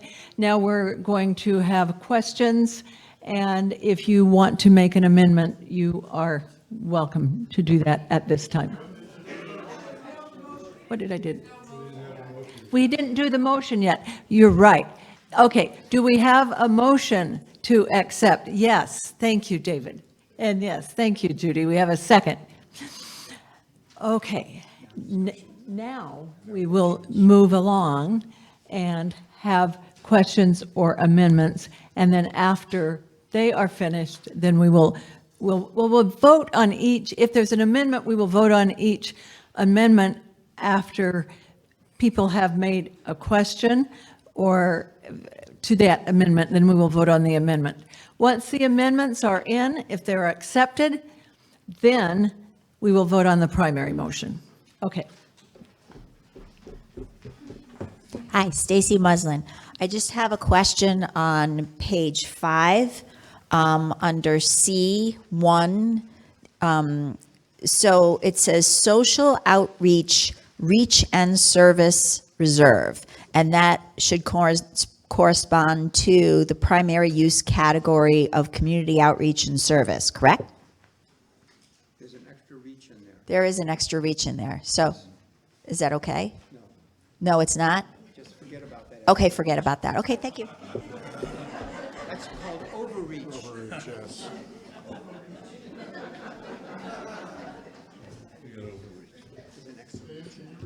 Look,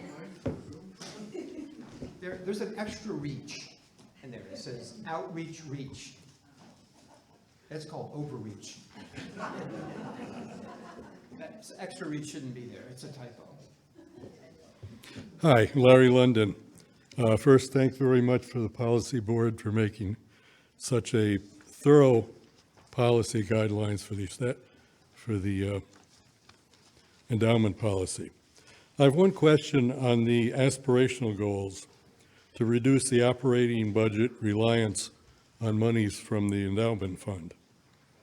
I've made a number of contributions to the endowment fund, which I'm proud to have made, but I consider that part of my support of the church. I was planning and expecting that a prudent amount of the earnings from my contributions would be used for the various needs of the church, including the operating budget, which is the largest need that we have annually. Also, I realize that there will be a time when I can no longer make contributions to the annual appeal, at which time I would hope that my contributions to the endowment fund would continue to be prudently managed and used to support all the programs of the church, including the operating budget.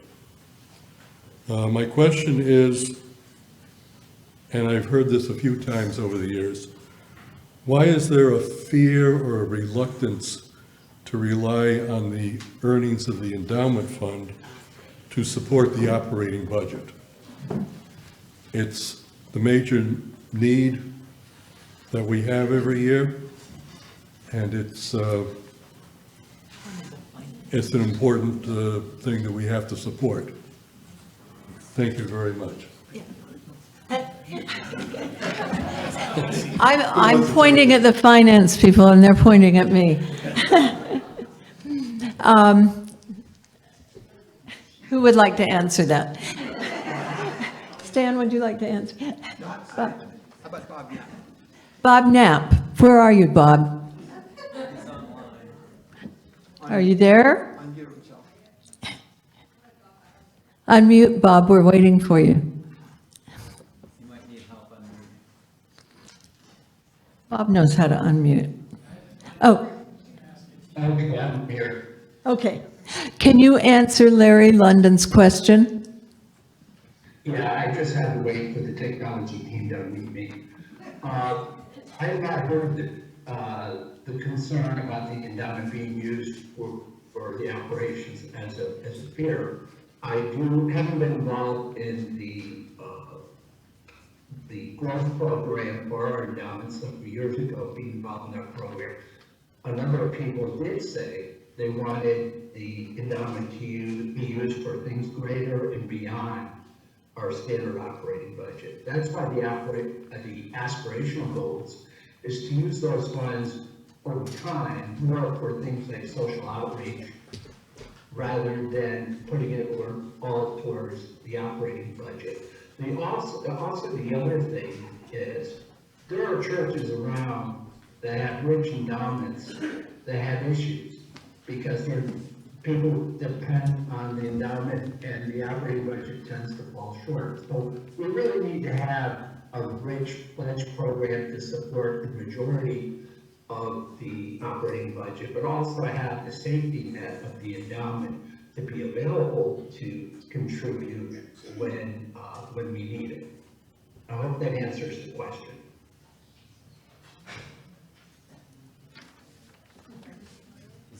Okay, thank you, Bob. Okay, Lynn Dove?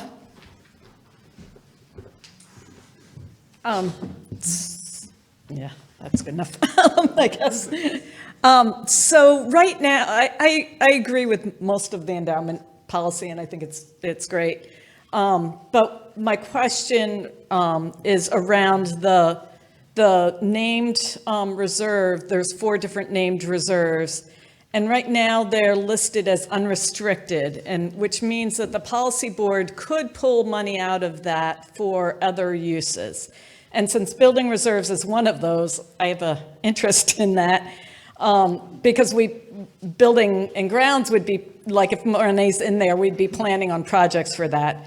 So I suggest that we change the language to require a congregational vote to allocate funds out of any of those specific funds, because the congregation put the money in, the congregation should be the ones to decide if we want to take the money out.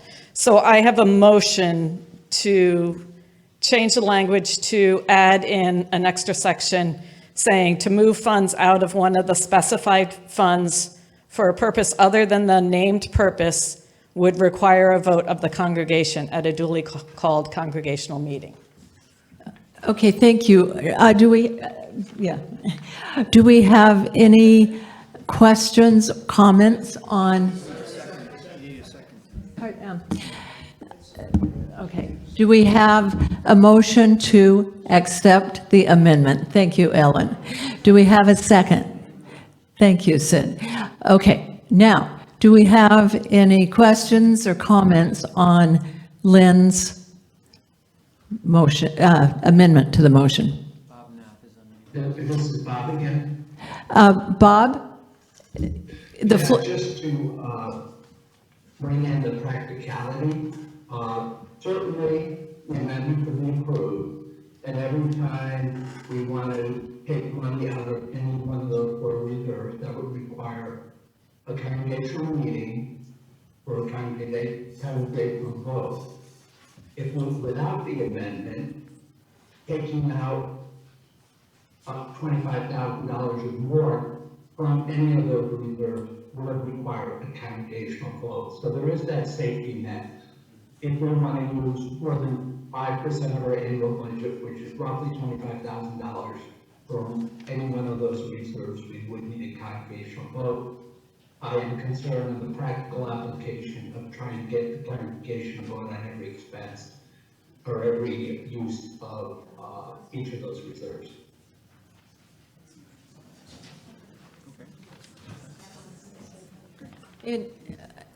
Stacy, did you want to ask a question or make a comment? Okay.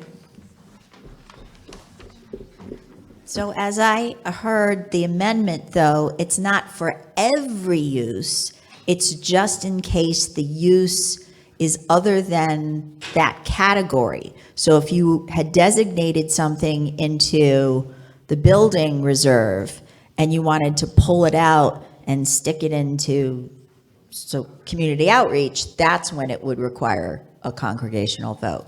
That's how I understand that. I stand corrected. That's one of the problems of trying to respond on Zoom. Okay, thank you, Stacy and Bob. Jen Klee. I'm okay. So Jennifer, I was going to say, I agree that it seems like it's kind of onerous to make the whole congregation vote. If we elect people to the policy board who we put our trust in, we should let them do their job.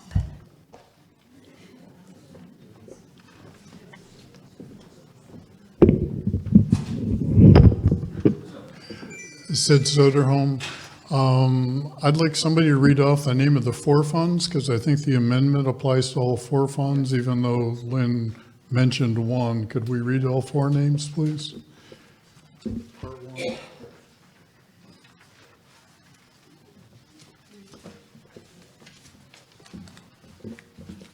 There's the Social Outreach and Service Reserve. There's the Building Reserve, which is already established.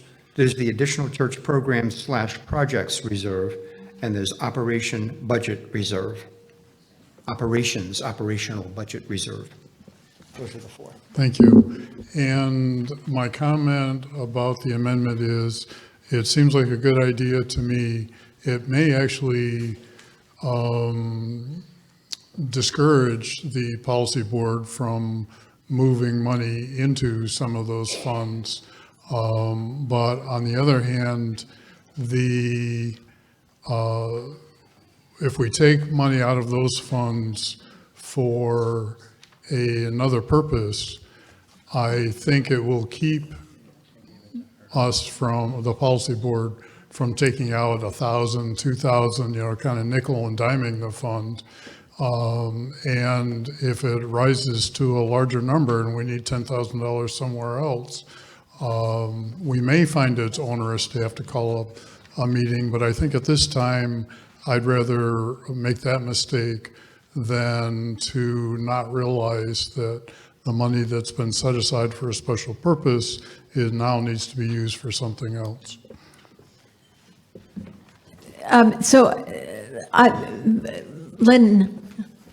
Jean Knapp made a clarification. Jean, do you want me to read your clarification? Okay. The guidelines say that it's more, if it's more than 5% of the current budget. It requires a congregational vote. It would require the congregational vote. So, did you want to say something more? No. Okay. So just so you know that that's what the proposed main motion says. Hi, Michelle Spadassini. I support this amendment because I think that sometimes things happen on the policy board that we're not aware of, and we really only get to talk about the financial issues that are going on like once at an annual meeting. So it might encourage some of us to be more aware of and involved in some of the financial decisions that are being made throughout the year. So I'm interested in that, so I support the amendment. Okay. And then I think Rona Cohen online has a comment. So Jim has to unmute them. For some reason, I can't.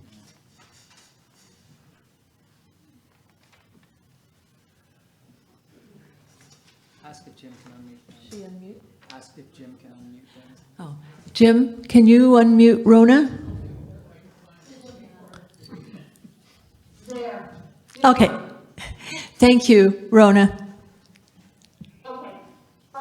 So, I don't know if it's the clarification or needs to, but like, I feel as though I kind of agree with the, a hope that, to be able to do that work.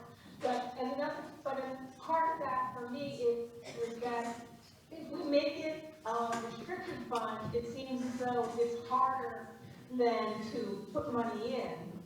And if there was an emergency and we need to move funds from one place to another, I want to be able to do that as quickly as possible. So does that make sense? Lori Semperbon wants to unmute. Lori Semperbon. I believe that Lori Semperbon has a comment, and then Randy Stewart after that. Hi, this is Lori Semperbon. I'm wondering if we've ever had a problem with the policy board making a decision with these funds that was questionable, because I trust our policy board, and I think it's just creating another bureaucratic level that we don't need if this has not been a problem in the past. Thank you. Thank you, Lori. And Randy Stewart? I'm somewhat confused. I thought that we're still talking about the endowment fund. And are these... We're talking, right now, we're talking about the proposed amendment to the endowment fund. And the proposed amendment would change what Bob presented to say that to move funds out of one of the specified funds for a purpose other than the named purpose would require a vote of the congregation at a duly called congregational meeting. Do these, these special reserve funds within the endowment fund exist now? I don't believe they do. I think that what it exists in is what we're proposing as the guidelines right now. When we get through with the amendment, then we will vote on the overall motion. The motion So to they don't establish these exist funds? as of the 2020, the endowment guidelines as they existed as we walked in today.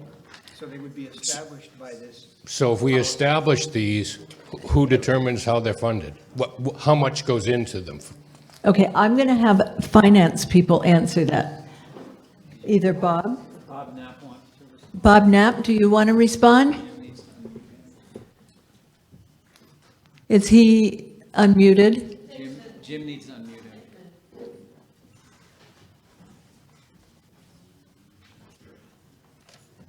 He's still muted, he doesn't know. He's still muted, he's talking, but he's still muted. I think Bob is talking, but he's still muted. Okay, all right.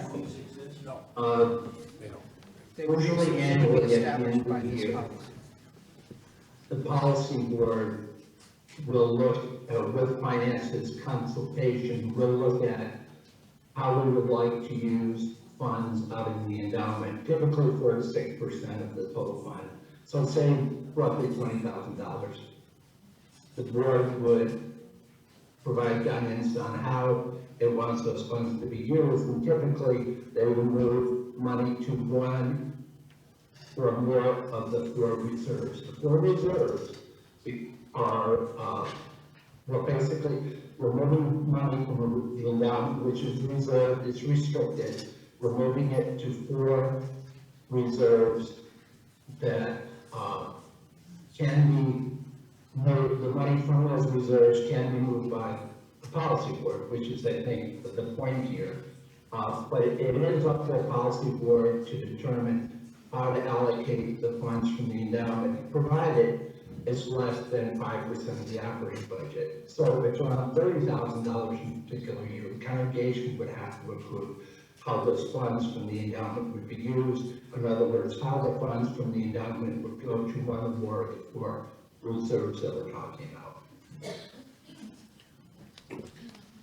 So these reserves will not exist within the endowment fund? That's correct. We're moving money from the endowment, which is a restricted account, to one or more of the 4 unrestricted reserves. So the reserves defines the intended purpose. Because they're unrestricted, the policy board could move those funds around and use them for something else within the 5% size limitation. Okay, thanks. Would you like to express an opinion on it, or just a question? I still don't fully understand Okay. what's going on here. How we're moving. This is really just a function of, once we take the money out of the endowment fund, where does it go? Right. Okay. That's what I understand too. Okay, it looks like we have another comment from Laurel. Hi, Laurel Henneberry. It's actually just a question. I'm trying to get some clarification here. Is the amendment to establish these unrestricted funds? Are they already established? They get established by virtue of this. That's what I'm saying, but I know what Lynn's amendment is, but you've put an amendment on 4 to establish these. You're asking for these 4 funds to be established first, right? As part of that policy. So that's number 1. So we need to establish them, and then if we establish them, we need to make, there's an amendment about how they're going to be used. So how are we doing that? So it seems like first you have to vote to get them established, and then have an amendment about how they're going to be used. Because right now they seem to be being, these two things seems to be globbed together, which is making it a bit confusing. Okay, that's probably fair in this instance. Is everyone okay with voting on the underlying motion? Okay. The motion, all I have right here is the amendment. The motion to establish the guidelines. Did you want to say something? Okay.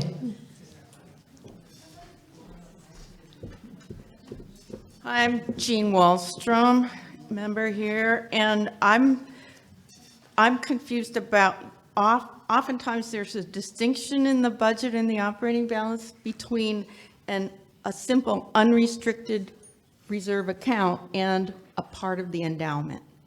So are these part of the endowment? No. Even though they're in the endowment policy? Yes, it talks about. Okay. Do you want to talk about this? I'm not a finance person, but I'm familiar with, I'll say, it talks about moving money from the endowment fund into these restricted funds. Right? Unrestricted funds, excuse me. So these funds do not yet exist. They would be established by adoption of this policy. Once they're established, then the policy board would have the power to move money from the endowment fund into one or more of these funds. Say it in the mic. So currently, how does the building fund work? Is that a part of the endowment? As it says, the building, well, you didn't see it on the slide, the building reserve fund is already established As a reserve fund? as a reserve And fund. not a part of the endowment? Correct. And Bill reported on that, we were endowed with $38,000. This year, we're putting 19 in there. So that's a fund that's already established, the building reserve fund.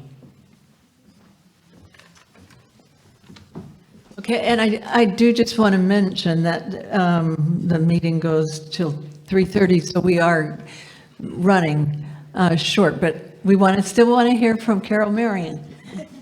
Carol Marion, I don't see that I see that the amendment is within the change in the funds because it is establish those funds, and then as part of that is how they can be accessed. So I see that as part of that. So that should be voted on first, in my opinion, and then the overall. All right.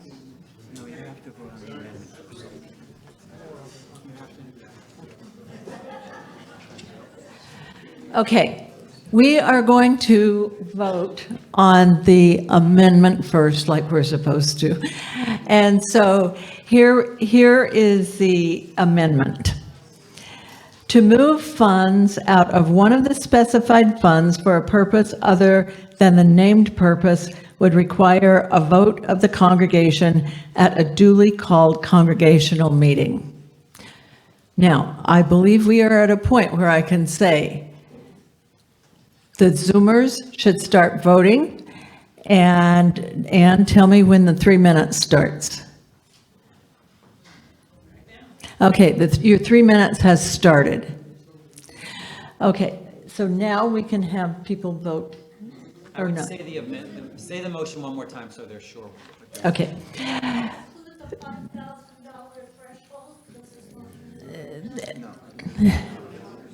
No. This is the amendment to the main motion, and I agree that it can be confusing, and that's why I'm glad I have all these people here. Okay, the amendment is to move funds out of one of the specified funds for a purpose other than the named purpose would require a vote of the congregation at a duly called congregational meeting. How are we doing on Zoomer time? They're voting, so now you can do the in-house. Can I have them? Okay, now we can vote in-house. If you are in favor, please raise your green card. In favor of the amendment, yes.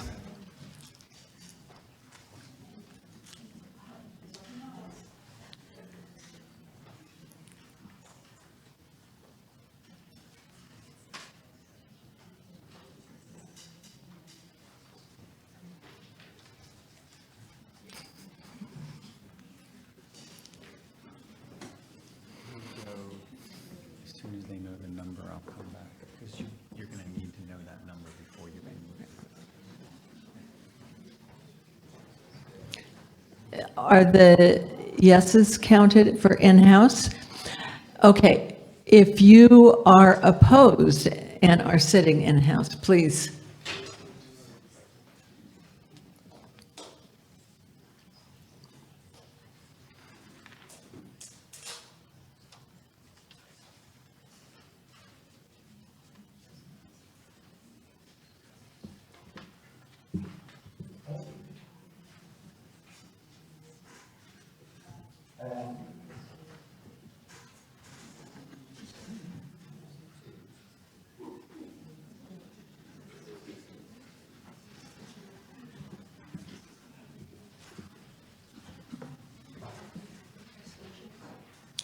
Are there any in-house abstentions?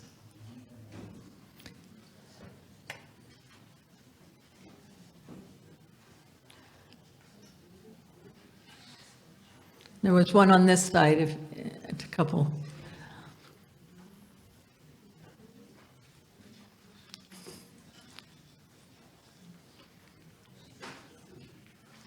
So you saw all the hands, right?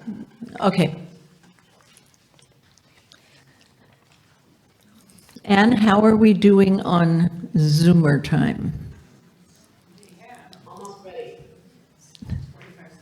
You have 45 seconds.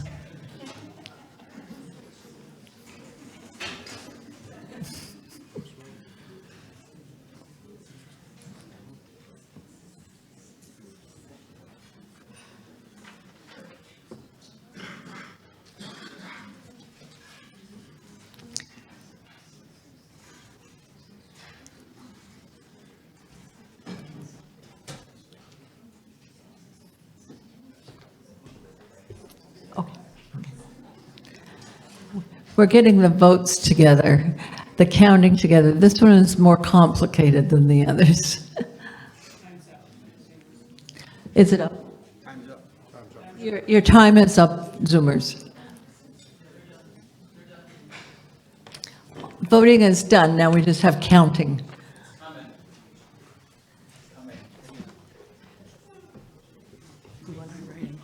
Yes is 54, no is 78, abstentions 8. So no is 78, no. Okay, so this is a policy guideline, so it's a majority vote, not a two-thirds vote. The yeses were 54, the noes were 78, and the abstentions were 8. So the amendment did not pass. So where's Paul?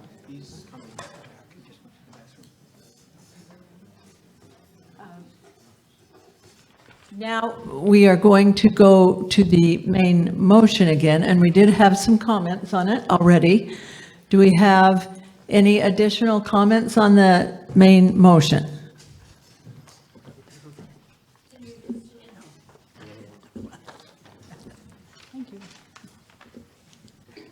Is there anything?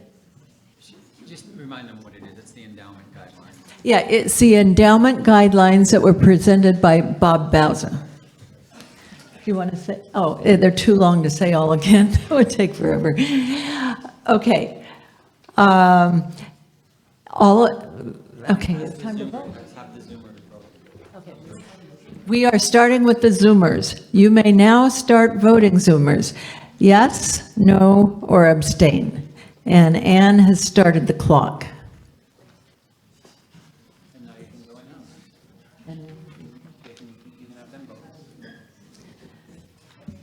Okay, so now we can have the in-house people vote. If you, on the main motion, remember, if you are a yes, hold up your green cards.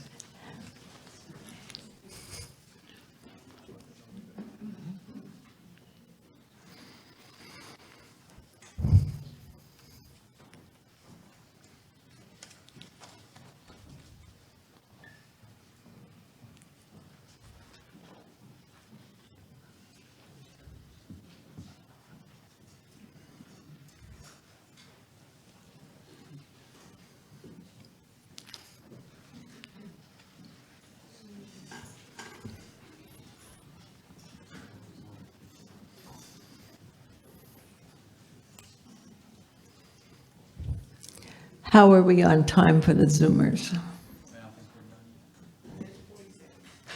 You have another 40 seconds?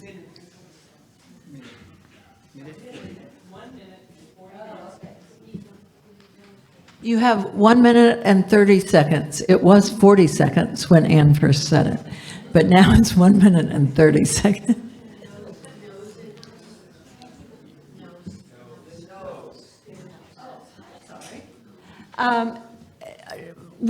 So everyone that votes no in-house?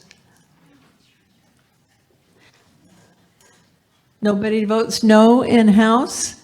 Anyone abstaining in-house? We have an abstention.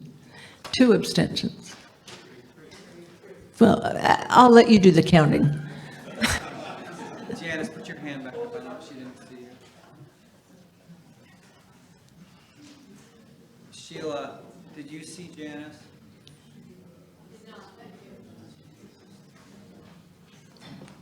You're good. Okay. I think we've got the yes, no's, and abstentions in-house, and we're waiting for Ann to say time's up.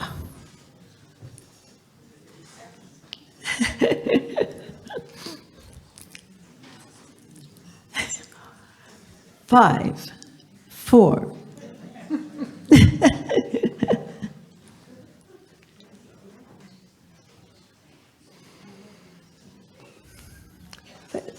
I never knew that 3 minutes took so long.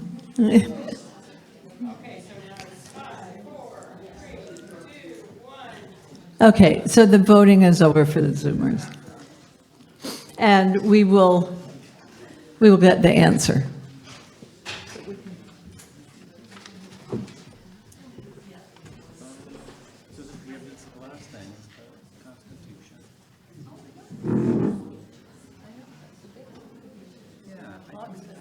Given our lack of time, we should probably. Okay. We are done, just counting. You're done with counting. Would you? They're still counting. Okay, you're still counting, but we can go on. We're running out of time, and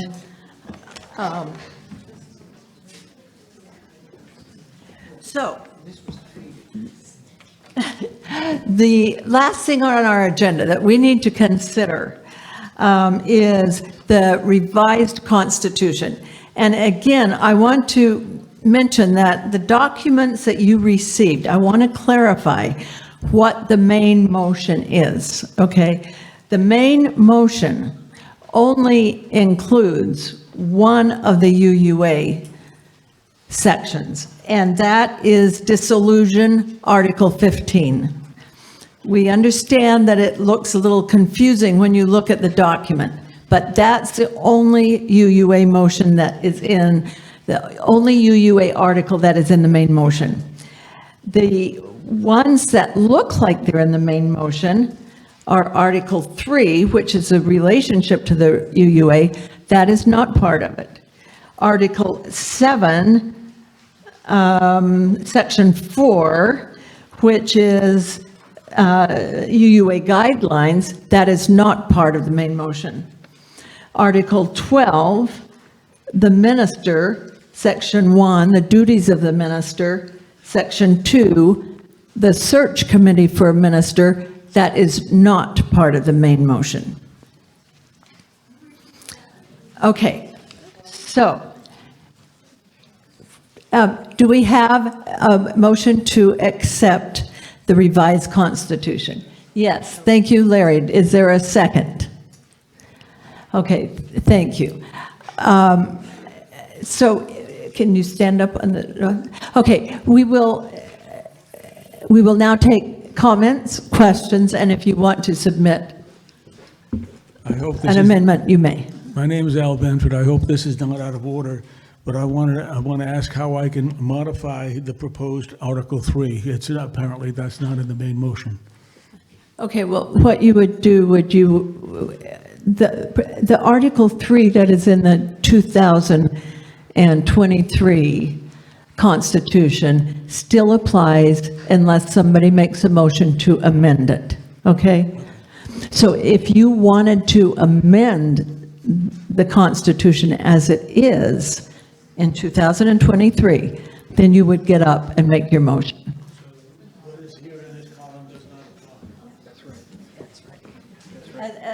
As I mentioned, we had a little bit of confusion on that.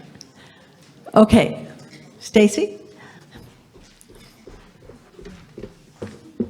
So I have a concern. I can stand on my tippy toe. Okay, thanks. All right. I have a concern with the Article 15, XV? Yeah. 15, okay.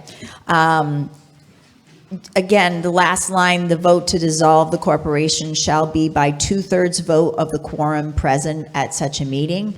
And my understanding is that, you know, the way it's written there is that the quorum is present at a meeting, and that it's just 2/3 of that, and there's nothing about write-in votes or anything like that. And I know this is really unlikely, but dissolution, like, it's just,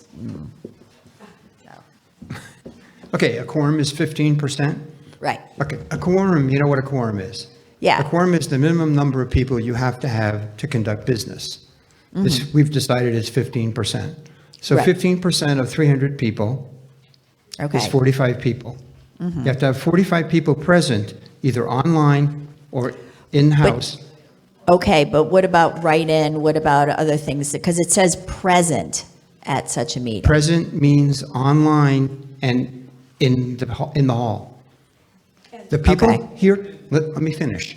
The people here today, online and in the hall, are present in the meeting. Gotcha. Okay. Okay. What, And yes, also proxies and absentees. so They're- does that count Yes. as present? Yes. Okay.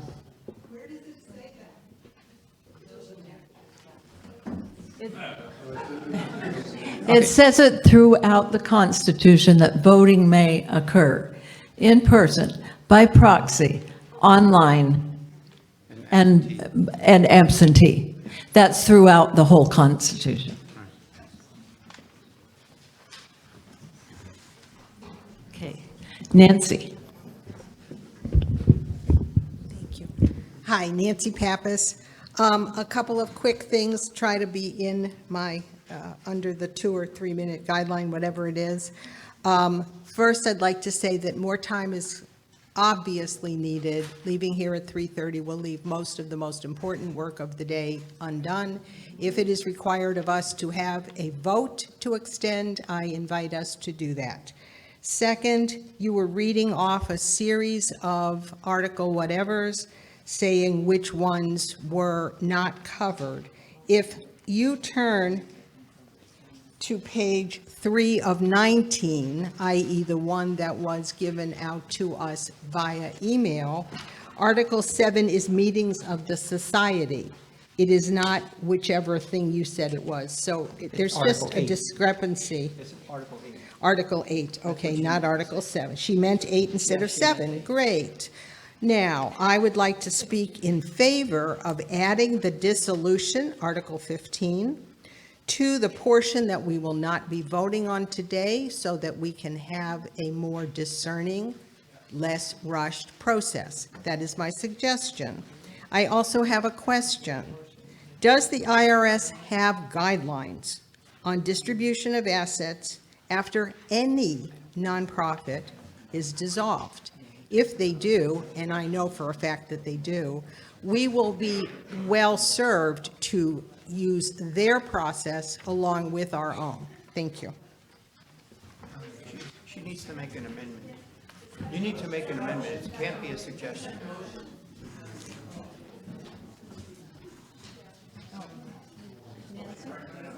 Jim? Oh, she needs to make an amendment. And you need to write down the motion, and then we can deal with the motion.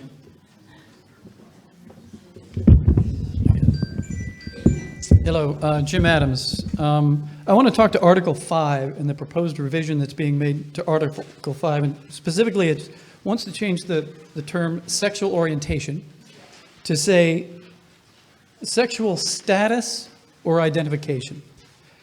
I want to read you some input that came from the head of the Social Justice Committee, which are sentiments that are shared by most of the Social Justice Committee, in fact, I think all. Affectional or sectional status or identification, which is the proposed wording, are not the most widely accepted terms and are subject to confusion and misunderstanding. These terms appear to have been chosen without consulting any folks with knowledge of and a stake in the terms used. And the Social Justice Committee, which is heavy into this discussion, was not addressed at all and asked about this. By the way, we've had several conversations with people from the LGBT community, and unanimously they said they were insulted by the new wording. So I move that the more widely accepted term, gender identity and expression or sexual orientation, which is what it says today, be maintained, or I move that this item be tabled. Again, I don't think we want to table it. Again, the motion I want to make is that we do not make these changes to that section. We leave the existing terminology, sexual orientation, in the Constitution. If it ain't broke, don't fix it and don't insult people. Okay, so you need to write that up as an amendment. So Jim, you're going to send the amendment in because we have to have the wording exact. You know, looking at the clock and knowing what is involved, I want to ask a question. Do we have a motion to table the constitutional revision until we've had a discernment period?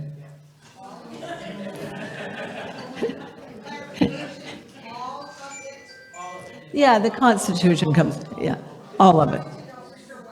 Yes. Is there a second? Okay, we have 43 seconds and 55 motion. Does anybody want to comment on this motion to table until the discernment period occurs? Yes. Malcolm is going to say something.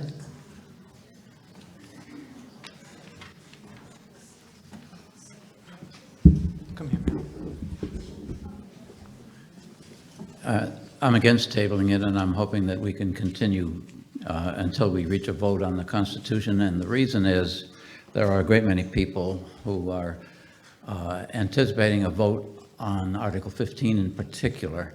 It's an article that has struck a nerve with many people. I can attest to it because they've spoken to me.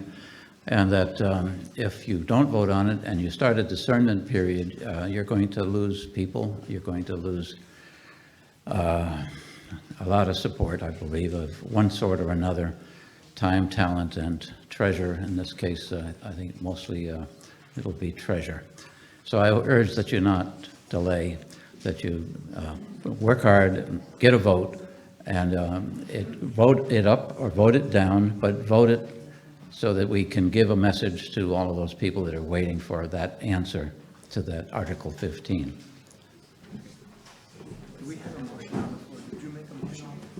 Yeah.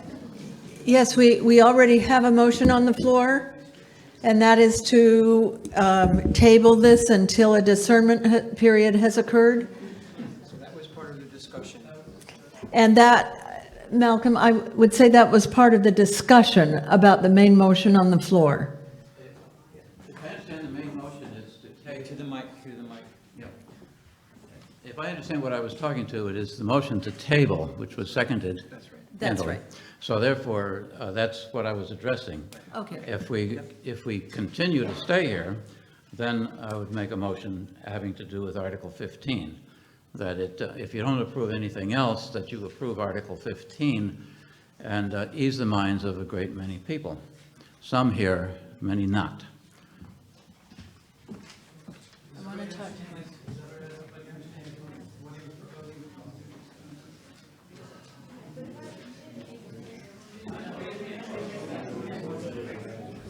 Okay, so there's a motion on the floor, and now there's discussion on that motion, which is an amendment.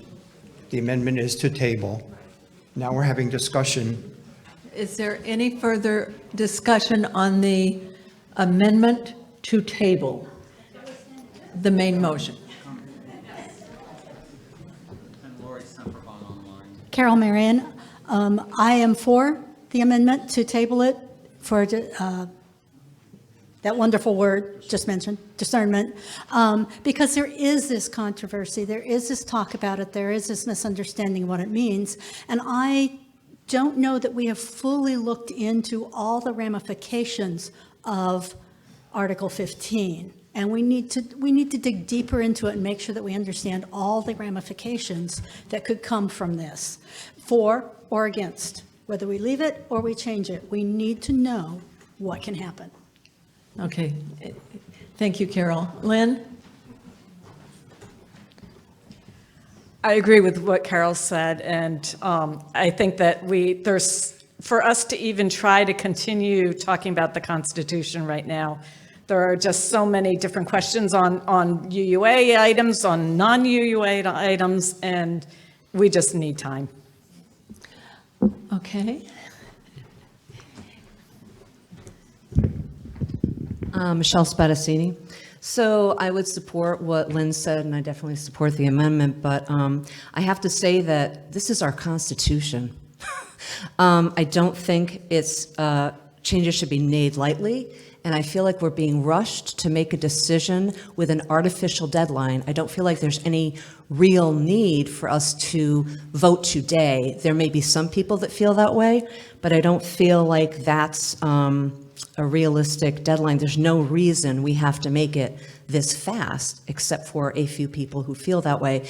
And it's too bad we might lose people, but at the same time, I think what's more important is our bigger congregation and our needs to go through this discernment process. Thank you. Okay, thank you, Michelle. Nancy? Come on, I'm not the shortest human in the world. It's okay, it's okay. I would like to support this amendment with one addition or caveat. I would not like us to say we're going to table this and then we leave it as if it were for some unknown time on some unknown galaxy. So while I don't think that we should go as far as to sketch a timeline at this point, I think that the amendment wording should include some reference to creating today a commitment for working through this. Full congregational fund. One possibility, we have talked about dealing with this in, the October timeframe. One possibility would be to have a fall congregational meeting devoted to this subject. Okay.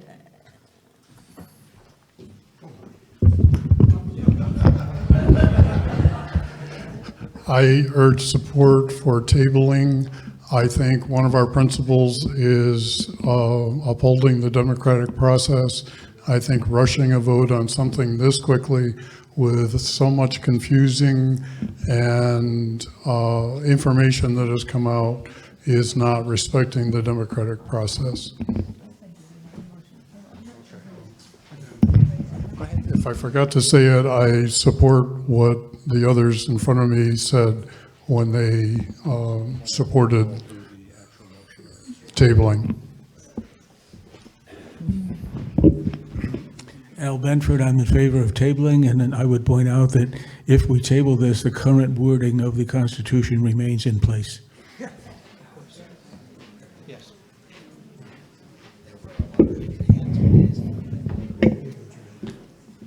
I'm concerned if tabling includes a discernment process. I know that there are many people who feel like they have been through a discernment process for the past year and they would not want to participate. So that's my big concern about tabling this, if it's attached to a discernment process. The other point that I would like to make is that I have heard Malcolm been saying for years that there are people who want to give to this congregation, and they want to know if anything happens to this congregation that the money will stay here, that it won't go to UUA. It's very simple. And they will not give if they cannot have assurance that the money will stay here. So that's the essence of Article 15. In terms of the state guidelines are, if you're a nonprofit agency, you dissolve, then you name another nonprofit agency. That's all we have to really deal with. For Article 15? Yes. But there are other issues that have come up. I have a comment from Jean Knapp. Can I read it? Okay, Jean Knapp has a comment. Well, I'm just reading Jean's quote. "This has been studied for many weeks and published and discussed many times. We need to continue this meeting and vote on the constitutional changes. Do not table."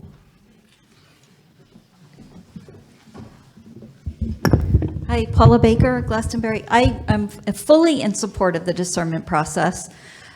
Number one, I think the letter we got from the policy board recommended the discernment process, so I want to let them do their job, and that's what they recommend. I also think the letter said that our minister may have had a concern as well, and I'm not going to loop him in here, but if he has a concern about needing more discernment, then absolutely we should do that. And we're just talking about talking to each other.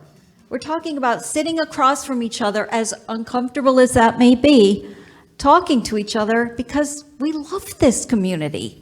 So why would we just decide to throw? And one of the things that I've heard leveled against the UUSA is that they've decided to sort of shove something down our throats without enough discussion. Why would we turn around and do the same thing to our own community? So I fully support this.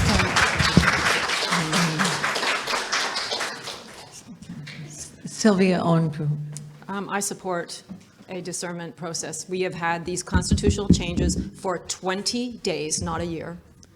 And there are details in here related to the membership committee that are incorrect in the recommendation of removing a student membership category with zero consultation with the membership committee. There are issues related to that change. I want to understand why that change was made and provide a feedback on the implications of that change to the membership committee. None of that conversation happened. The first time I saw this was 20 days ago, not a year ago, when the discernment process for one side of the Article 2 took place in this congregation. There was no discernment process about education, about the commission that made that the proposal for Article 2, the reasons why they made those changes, the pros and cons of those changes, nothing. Okay. Thank you. Not that short.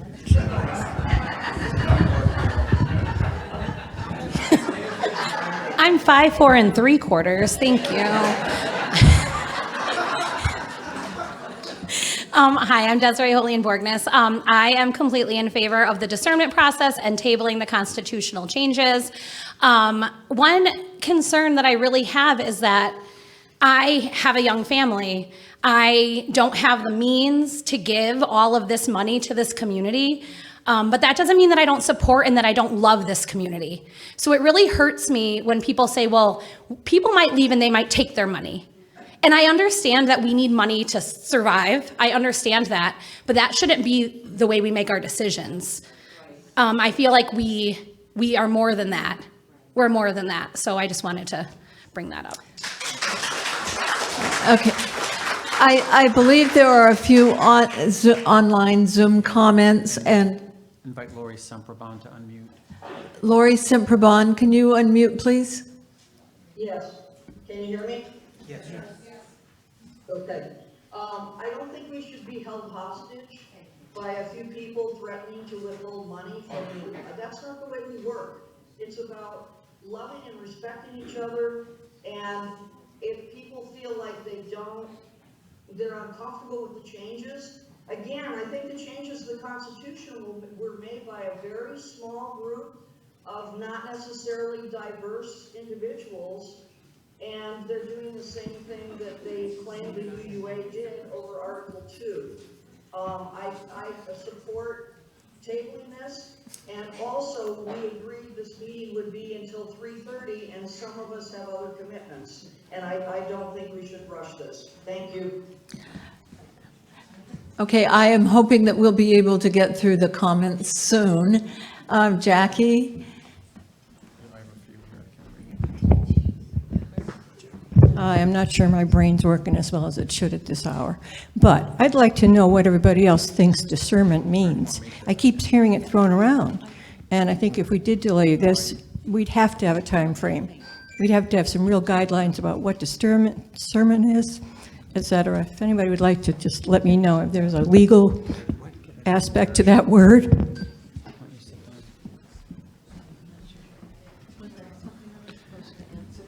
All right, just a few online comments. Rita Soderholm, I support tabling because Article 15 also changes how the corporation is dissolved. How is dissolution supposed to happen in the current constitution? Joe Madar, I agree with tabling the changes, but what specifically would a discernment process look like? And then Bob Knapp, we are clearly in need to update our 10-year-old strategic plan. And part of the small group meetings around the strategic plan could include the discernment process. I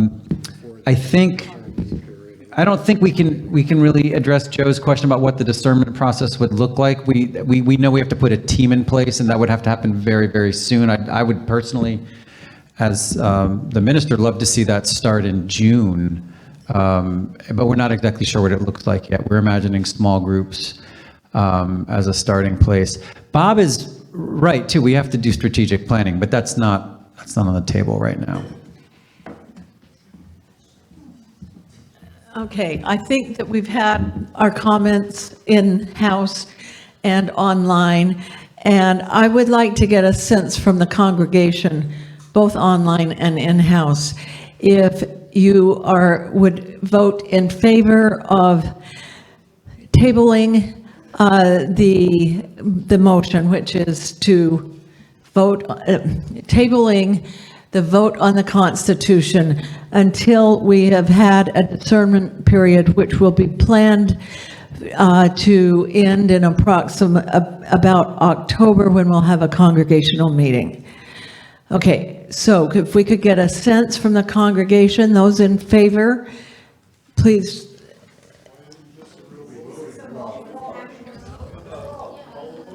I'll call I'm going to take a stand as my kind of process person. Move it up this way.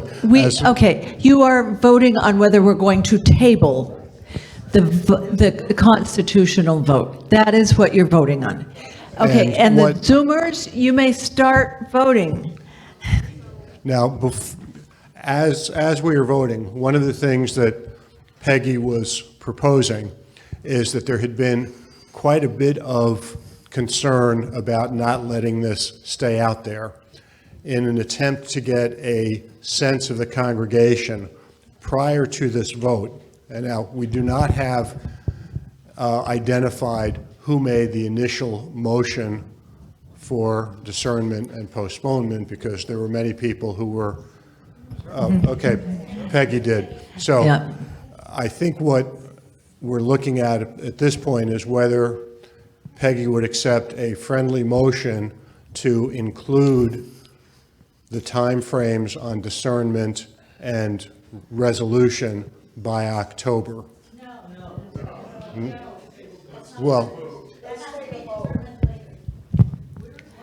Well, I believe that it can be requested if there is a friendly amendment for that, but.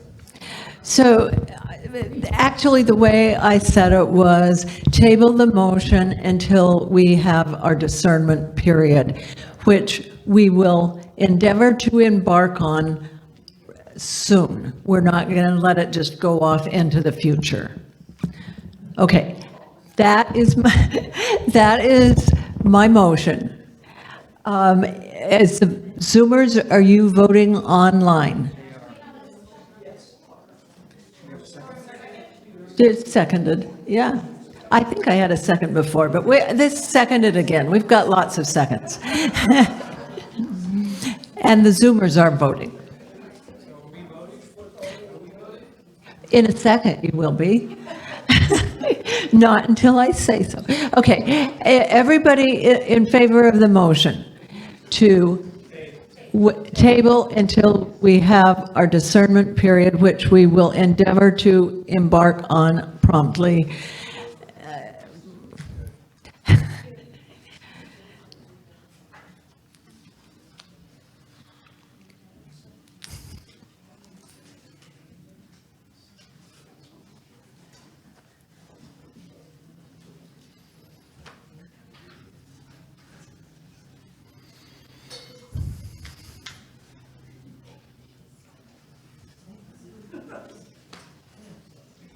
Tell me when you're done with you're done with in-house?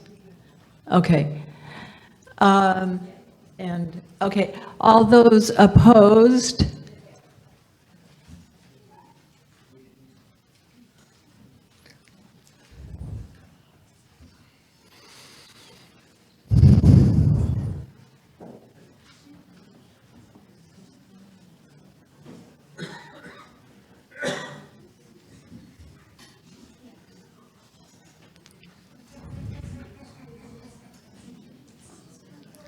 Okay. Anyone want to abstain? We have some abstainers too.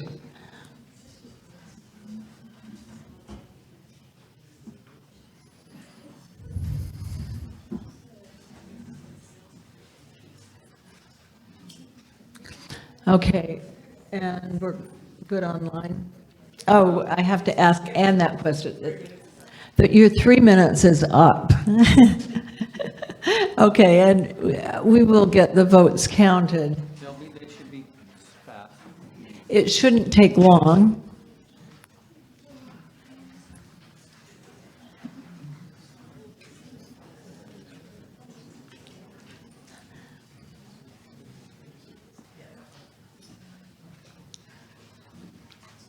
I think it'd be great if you played the violin for us.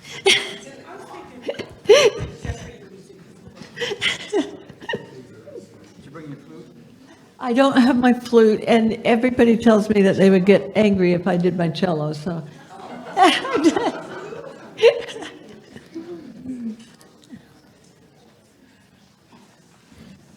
It won't be long.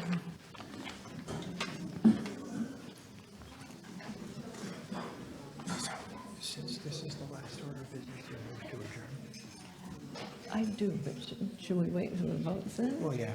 Yeah. And I think then we have to go back to the main motion? Or you made an amendment to the main motion? No.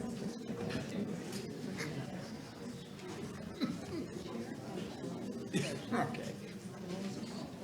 Okay. Okay. You're in trouble. Should you ask for volunteers for I will do that after. Okay. I will do that, I promise. Let's get a piece of paper. Okay. Okay.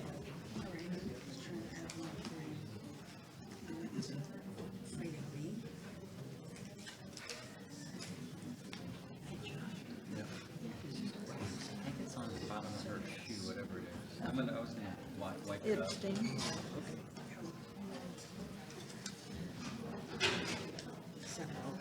Okay. So the motion to table the vote on the Constitution until a discernment period has occurred has passed. There are 105 yeses, 26 noes, and how many abstain? 7 abstains. Now, I would like to say anecdotally, if you are interested in working on a task force, there's lots of them, lots of task forces out there, but including the Constitution, please let us know. You can send an email. I have already got one person signed up. But we will be forming task forces. Okay, do we have a motion to adjourn? Okay, a second? All those in favor? And I'm not going to ask if anybody's opposed, and we're not even going to count them. It passed, and we are now adjourned.